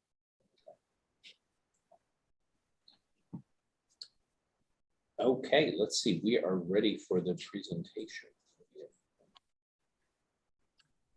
Hi, good You want me afternoon. to- Good morning. Good afternoon, everyone. I'm sorry. This is Mary Jane Hanlon. Nice to meet you all, and thank you so much for having me. Are you ready for me to go ahead and start? We sure are. Excellent, excellent. Okay, so let me just share my screen. Can I do that, Casey? Yes. Yes, okay, great. I'm going to send all of you a link to the site so you can follow it as well, that she's going to be. Yep, and it says I'm disabled. So first of all, thank you all for being on Zoom, because so many of the meetings I've attended, the last one I attended was still, they weren't in person, and it was a conference call. So it was very odd trying to do a presentation to a phone. So I appreciate you all being here and being able to communicate one-on-one with all of you. Okay, now I can share my screen. So this is a link to a page. Obviously, I'm here to talk to you about the Remediate Plus program. And this is a link to the page that I sent Casey earlier today. This is where you'll find all of the information that you need about the Remediate Plus program. And before I get started, let me just give you a little bit of my background so that you understand who I am and how I ended up here and why I'm working with Remediate Plus and the AADB. So as part of my background, I was a trained dental hygienist for 15 years before going back to dental school. I practiced hygiene for 15 years and then finished my dental degree not too long after that, and started working as an associate, then started practice from scratch, did that for about 15, almost 18 years. And then after a chance encounter with someone from my alma mater, Tufts University, I was actually asked to come back and work as the clinical dean there. So in that role, and in addition to that role, my role as president of the Mass Dental Society, I used to represent both organizations at the State Dental Board in Massachusetts. So I'm not that I'm familiar with how every single dental board works. I am fairly familiar with the mechanics behind the complaint system, disciplinary action, and all of those things. So when I joined PDS in July, it was an obvious movement for me to head up this side of our content development, because this is something I've been working at and with for quite some time. So the Remediate Plus program, we started as a way to support our dental boards. When you go to this page, and hopefully you guys can all follow along with me, you'll see that there's a video about Remediate Plus, and that is Dr. Jerry Cooper. He's one of the founders of our organization. The unit that you see to the right of him with the blue is called a Simodont Dental Trainer. And as Casey was alluding to, we definitely want to bring one, and we're in the process of working with a dental hygiene program in Texas right now. So we should have a Simodont for you guys to come and visit and work on within the next 3 to 5 months. So I will keep you all posted on the developments for that. But it is a virtual reality and haptic technology simulator. The maker of this simulator is the same company that created NASA's simulator and a pilot simulator for pilots and NASA astronauts to learn how to land the plane and the pods in the water after space exploration. Let me just review the Remediate Plus process. So when a disciplinary action comes in, a complaint comes in, and you have determined that you want to provide a court order or a disciplinary action request of a licensee, you make that request and fill out all the paperwork, and then you either have the licensee reach out to us, or you can reach out to us directly. And I will give you all the links to the courses so that you can identify what it is that you might want to have them take, and the pricing sheet so that you're aware of that. So when you come in, when a remediation comes into us, we develop a proposal, and that proposal is based on feedback both from reviewing the case with the executive director or the head of the investigative committee, and then creating a plan for the licensee. And that plan can include didactic courses as well as hands-on courses. It has, we've had a various different types of proposals that we've sent out this past 6 months. And of course, one of the most common is just hand-eye coordination. And we're finding that, in our research with the Simodont Dental Trainer, we're finding it out about 2% of our population of students that get into dental school and hygiene schools really do not have the eye-hand coordination to perform the role.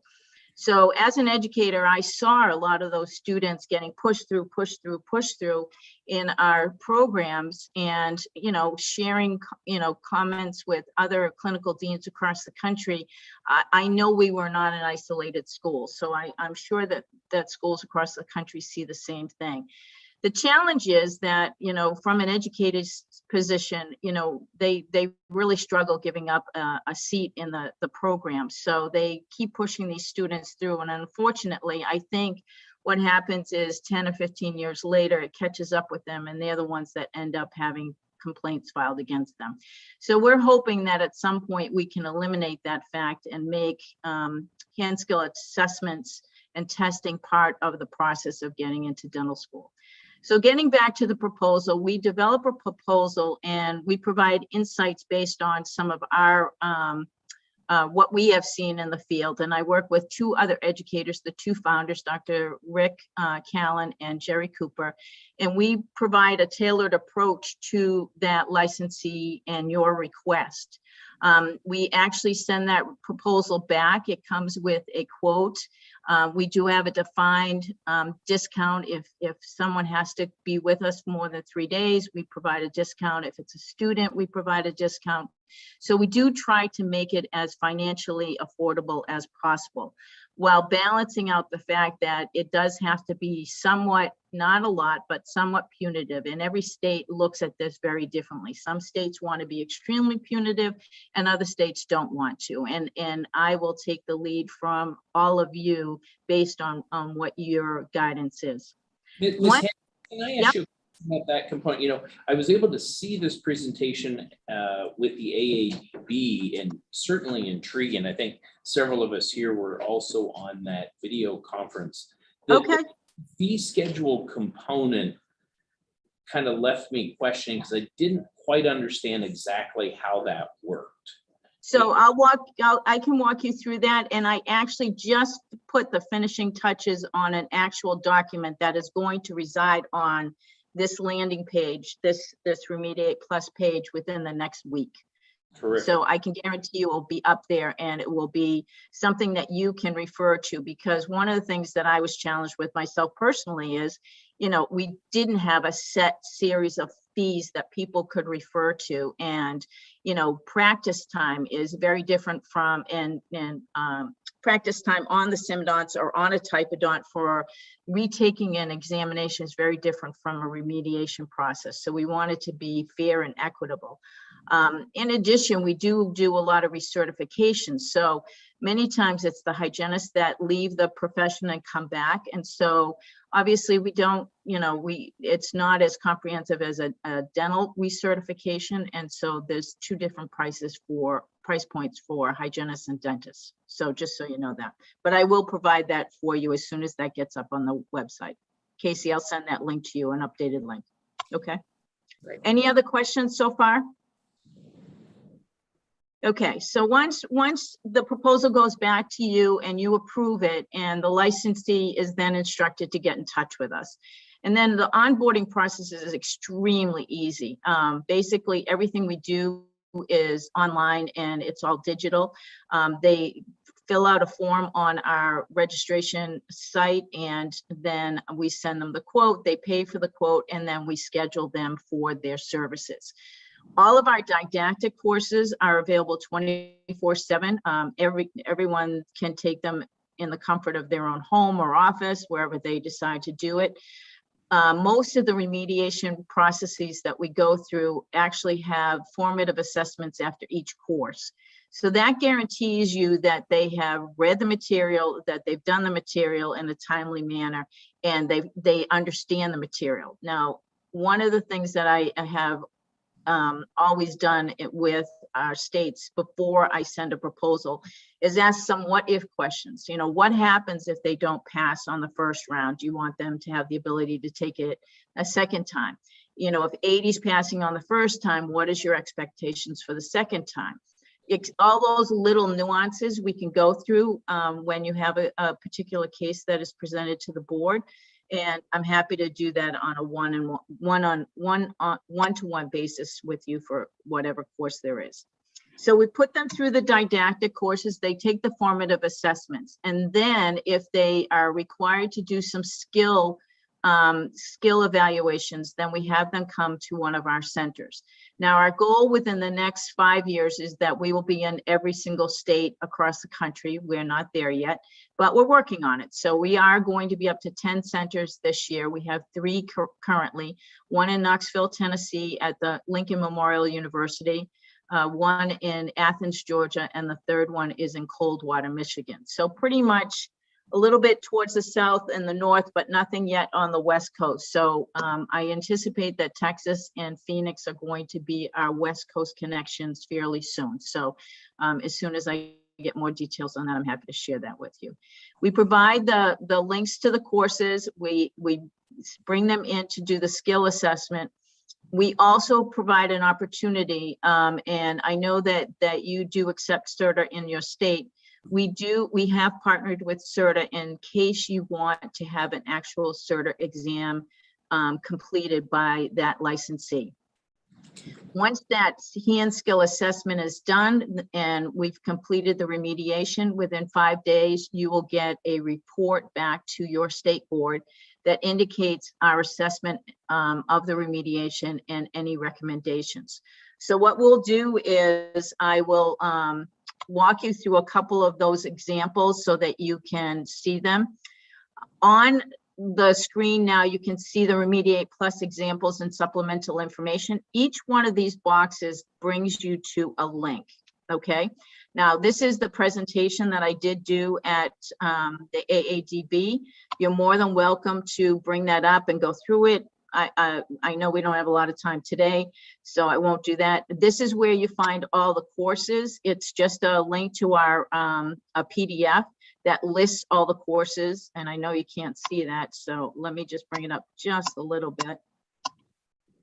Everything that we have that is available to you is right there on that list. So use that as a way to guide you for what is available didactically and what is available with hands-on skills. All right, now, here's an example of a remediation proposal. Now, if you guys saw this at the AADB, I don't need to go through it, but it goes, so just give me some feedback because I don't want to take up your time if you've already seen this. Nobody?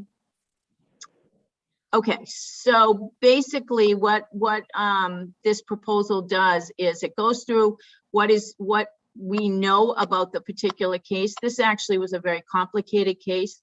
There was four different complaints filed against this licensee before they were given a disciplinary action. And here is a breakdown of that complaint and how we built out the remediation proposal. So you can see that with the 4 different times that, you know, of course, the first one, 2005, was the most egregious, but there was consistencies across all 4 of these complaint processes. And that included radiology, diagnosis, record management, and ethics. And I have to say in the time frame that I have been involved with the state board in Massachusetts and doing this particularly, I see record management and ethics being 2 of the top reasons why people are forced to go through mediation. So we went through this and we developed a program where the person did hands-on with us in our center and did the didactic courses in residence also. We've changed that up a little bit now. We've developed all the courses to be on a learning management system platform. So now licensees don't have to travel until they have to with the skill assessment. So basically what this does is it broke down everything and provided a recommendation for the daily rate. Now what I have developed is a whole process for identifying exactly how much each thing is, and you will see that on, sorry about that, hold on one sec. Can you see my screen okay? Yes, ma'am. Okay. So you can, when you get the proposal from us, if you feel like it's too high or it's too low, you can make that recommendation to us and we'll adjust the fees. So we want you to know that it is adjustable. That was the confusing part for me. You know, a plan like you presented there, the general cost for something like that is in the range of $30,000. So this one was, yes, so this one was set at 35.5, I believe, and it ended up being 25. So, or 36,000, and it ended up being 25. So yes, that is the case here for this particular case. And I know you guys are and correct me if I'm wrong, but you're more on the front end of working with individuals. And how many have you officially remediated through your process? There's probably at this point 25. Okay, and that's past 1 or 2 years time frame? Well, between myself and the other two educators and what we've done over the last 6 months, it's actually, it could be north of that. But yes, we have a cumulative experience, you know, between the group. Yep. Have you, statistically, have you figured out your failure rate for the remediation process? So we have not, but you know, it's funny that you asked that question because we did have a failure that I'm going to show you the documentation of in this presentation, but we recently had a licensee fail a course twice. We gave him a second opportunity. The state wanted him to take it again. We gave him a second opportunity and he unfortunately just did not take it seriously enough, I don't think, because it was basic information that most of us would know it, you know, in private practice. So it's unfortunate. So we haven't had that happen to us very often, but it did happen recently. And to your point, you know, some clinicians do not have the hand skills. You know, I spent a moderate amount of time on your site and looked at some of your videos, and especially the pre-dental education screening potential. And, you know, there's a whole lot of abilities to be utilized here, including, quite frankly, replacing examiners as you have the computer is examining what's taking place. So certainly very, very interesting. Does anyone else have any specific questions? Dr. Yu has a question here for you. Thanks. Thanks, Dr. Hanlon. Really interesting stuff. And, you know, I understand where we're coming from because, you know, examinations in general are very subjective. Yeah. And I know this lends some objectivity to it. My concern is really with the simudont and even with the mannequin, because, you know, a lot of times students need the practice because working on a human is different than, you know, simulation or virtual 3D, as well as a mannequin. And, you know, how much of this is the student trying to learn how to take the test versus taking the test for hand skills? So I'm so glad you brought that up because quite honestly, as an educator, I saw that happening all the time. So where one particular exam has one model and another exam might use another mannequin model, you know, we're teaching to pass the exam and not the actual principles behind it. And where I do think, you know, the live patient exam was a great testament to someone's ability. My concern at this point is twofold. One is, you know, we are ethically, from an ethical standpoint, we're holding back patients from getting their treatment because we want to save them for the licensure exam. And if we think about it from a global perspective, those students and both hygienists and dentists are actually treating patients on a day-to-day basis. If they were causing harm, I would suspect that they would be, you know, removed from the clinics. At least that's what I did as clinical dean. If somebody wasn't performing up to the standard and I was alerted to that fact, I would pull the student out of the clinic, you know, after obviously speaking with the dean of students, and we would develop a remediation program for that student, and I would work with them to make sure that they develop that. Now, to clarify a little bit, at this point, no one is accepting the examination on the simudont. It is available for, and I think one of the most advantageous pieces is it's available for repetition boosting, which many of our graduates, as you know, have not had the repetitions that they really need to be competent at this point. So what we're hoping to do is provide an avenue where people can come in and just perform hand skills so that their repetition becomes more and more adept, so that when they're doing it in the patient's mouth, it comes easily to them. Secondarily, you know, we are working with CERTA, obviously with the mannequin exam, and we're providing 100% of our grading via this AI process that we've developed. So we have an ideal and we compare that ideal to the prep that is presented to us. And the computer does all of the assessments down to a thousandth of a millimeter of accuracy. So we can actually put in parameters into the computer system that based on those parameters, the person either passes or fails. And there's absolutely no subjectivity involved in that whatsoever. So I'm David, did I answer your question? Yeah, and I thought part of the benefit of this is to use simulation like Semidot or Mannequin, like you say, multimodal examination using Semidot, Mannequin, and digital, right? And so I thought that Semidot was part of the exam process. Well, it is, but it hasn't been accepted yet in any state. So if Texas would like to be the first one, I'm happy to support you on that. We have to see it first. I know. I'm being a little bit facetious, and I apologize for. Can I ask another question? Absolutely. Okay, so once, if it does get, let's say accepted in states, how do students practice for it? I mean, how expensive are one of those Semidots?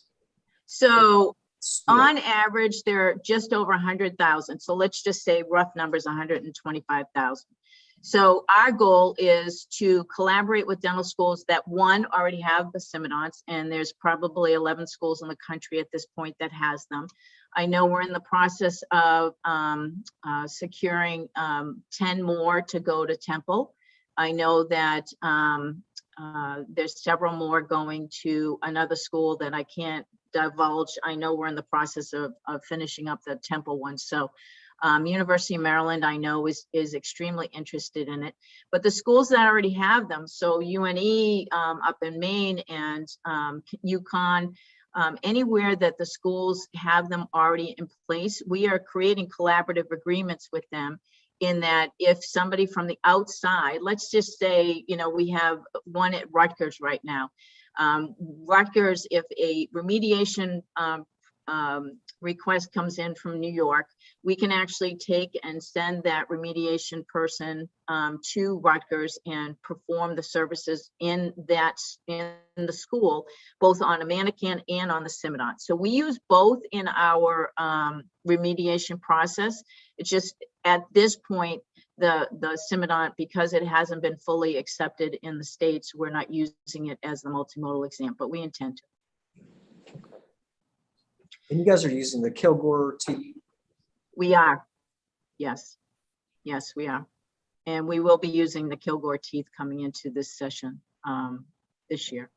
Thank you. Do we have any other questions from the committee members?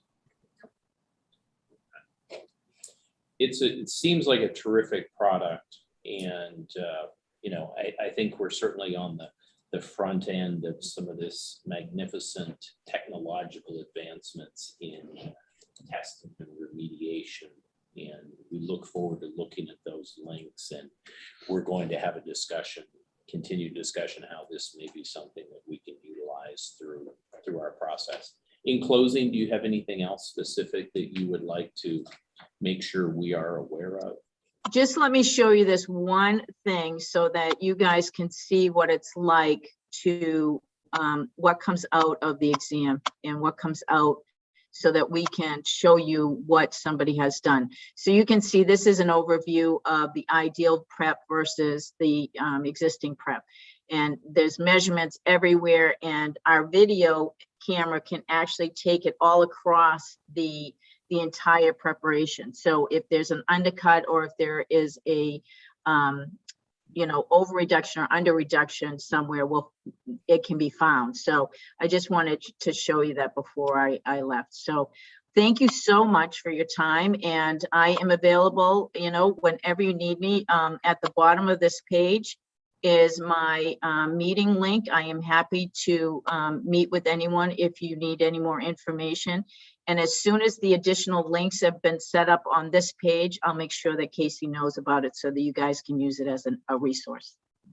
Well, we certainly appreciate you talking to us. I would encourage the committee members to get to their site to look at some of the videos that are on there, because they are very informative, and you get a look to see what is coming along for sure. So we appreciate it so very much. Thank you. Well, thank you, everyone. I appreciate your time. Have a good day. Thank you, Dr. Hanlon. Thank you. Bye-bye. Comments from committee on that item?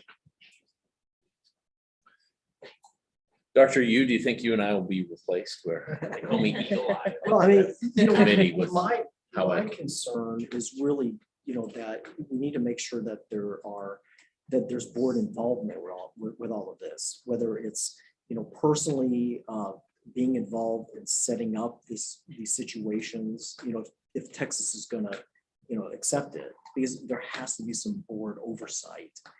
Because we can't delegate all of this to some corporation or, Right. even computers, we can't. And I delegate think that. it'll get messy as far as conflicts of interest and appropriate exchange of information. What are you talking about? Oh, you're being No. Sorry, sometimes you can't tell if you're trying to be funny. No, but realistically, here is an independent corporation. There is some affiliation with the AADB, but trying to sort out, the nuances of that can be challenging. And to me, it's a step above the DL Oski, for instance, because you actually have some haptic feedback and with the Simudon. Right. So you're physically testing their hand skills rather than just manipulating something on a screen. Right. But look how far we've come in a year. Oh, yeah. We've gone Use technology. 5 patients. I will remind people of, when we did have an AADB meeting during COVID, when it did switch to mannequin, the leaders of CDCA and REB did make the comment, statistically, the reliability of the examination was much improved. Intra-examiner reliability has certainly gotten better over the years.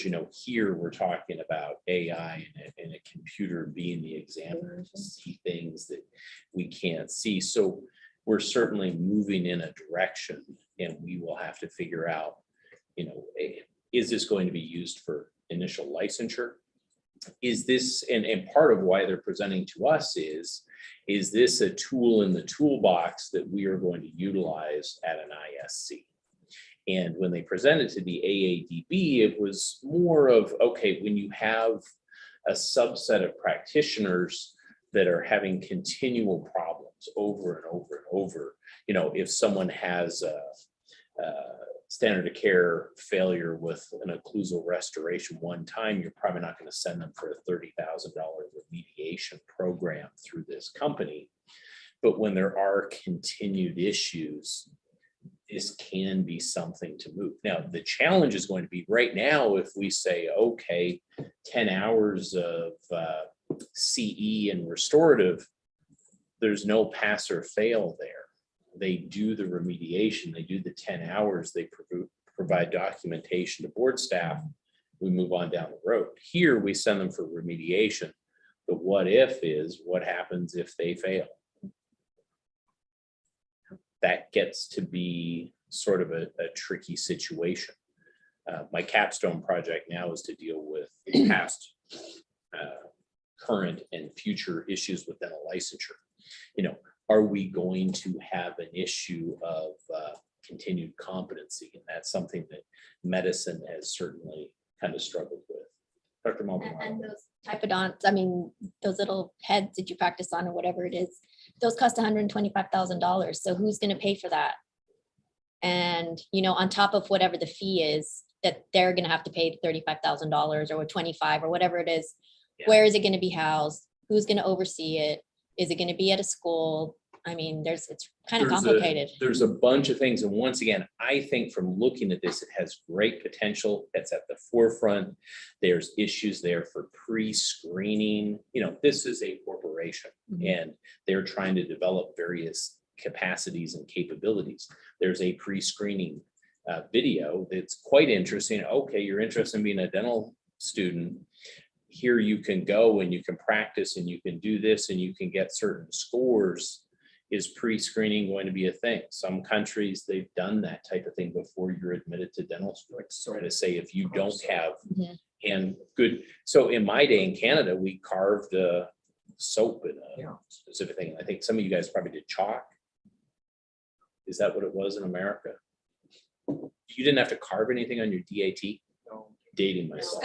Only in dental school, you have to carve the Yeah, no, so we had to do that. We had a very specific pattern that we had to do to show hands. I do like the idea of being able to test, for remediation purposes. If we find out that this person has horrible, let's say, open margins or whatever, remediate them and try to increase their competency. Ms. Nichols. What programs I guess we don't ever specify if in an ISC, for example, and we say, oh, this person, this is maybe, when do you see the panel typically sending somebody for a remediation program? It's usually they have to have some egregious. I haven't seen it in a very long time. Yeah, and when I was a staff attorney and then general counsel, I only saw it maybe once or twice. Usually just say CD, like 6 hours operative. But the times that you do say they need a full remediation program, this practitioner, does the panel specify, or you just say, go forth and find a program? And I don't think I've ever been party to one. Okay. Right. Usually it's the ones that haven't, that let their license lapse or, sort of retired and wants to get back into. Oh, that's true. Yeah, that's true. We usually have them do a reb or some kind of remediation. But that's pretty much it, right? In similar programs to what we were dealing with earlier today. In licensing. That's true. Oh, that's true. 80 hour, 1,000 hour. But once again, costs are quite high. You look at this from a functionality standpoint, from an ethical standpoint. Are we going to pre-screen everyone before dental school? What's the cost going to be associated with that? What barriers is that going to set in place for certain candidates? Because none of this is certainly cheap. So some challenges there. All right. Any other discussions on that at all? Doesn't appear to be any action items. It looks like they're going to get us some price lists. And I guess I would say for the legal team and the ISCs, just to keep it on your radar screen of, okay, we've had a continued competency issue here. This may be something for us to take a look at. It would complicate the ISC process somewhat, because in this mechanism, we say, we want you to agree to go to this company. We give the information to this company. They develop a plan, including time and costs. It goes back to us. We say that's acceptable to us. Then the respondent has to agree to that. So there's some nuances, and this is not a drop of the hat. We're going to use this all the time through ISC, but a potential tool for a difficult situation. Okay. Any other comments from the ISC team? Okay. Hearing none. We've got the ISC team. Do we have any public comments? None. Okay, seeing none. On item number 7, I don't have any specific announcements, but I want to go back to the ISC team and just, do you guys have an update for us as far as how are we doing with moving cases? Do you have enough people signed up to perform ISCs? Anything you want to tell the committee about? Yeah, we do. I think everyone has signed up for an ISC. I think our schedule looks good. I don't think we need any other panel members. Starting next year, we're only going to have one set of ISCs a month, which means we're only going to have 2 a month instead of 4 a month. Why is that? That's because our agency has pretty much up to date with our caseload. That's really great. That's a compliment to everyone. For sure. Hard work. And one investigator down too. Okay. Thank you. Ms. Nichols, do you have an announcement? I would love to introduce our new director of investigations to the committee. Terrific. She is virtually in front of you. Oh, It I is. wondered who that It is Miss Melinda Heber. She has almost 14 years of investigation experience. She has been with our agency for the last 4 years. She was the supervisor of investigations under Dr. Bell for a year prior to taking on this role. She has just been wonderful. She's an excellent leader. She has excelled in this position. We are grateful to have her. I think she's doing a remarkable job with her team and working with legal and dental practice and licensing, all of us, keeping us in the loop. She had a really productive meeting with Dr. Yu and has been providing him updates as well. So I would just like to recognize and welcome Ms. Heber. Thank you. Congratulations. Welcome. Thank you. Okay. Any other comments from anyone on the committee? Dr. Bell, since I see you present there, anything you would like to talk to the committee about? No, sir. No, sir. I think we've already put something on the next agenda. But no, I just wanted to clap for Melinda. She's just doing so amazing, and we're just so happy to have her in this role. That's terrific. And it really is a team effort. Dealing with the case log, I know has been a challenge, and it's really taken everyone in the agency to be a party to that. And she had a good mentor too. She did. Yeah, very much so. Okay, well, hearing no further comments, do I have a motion to adjourn? Dr. Maldonado, motion to adjourn. Second. A second. Ms. Pride, we hear a second. All in favor, say aye. Aye. Aye. Motion passes. The time is now 2:09.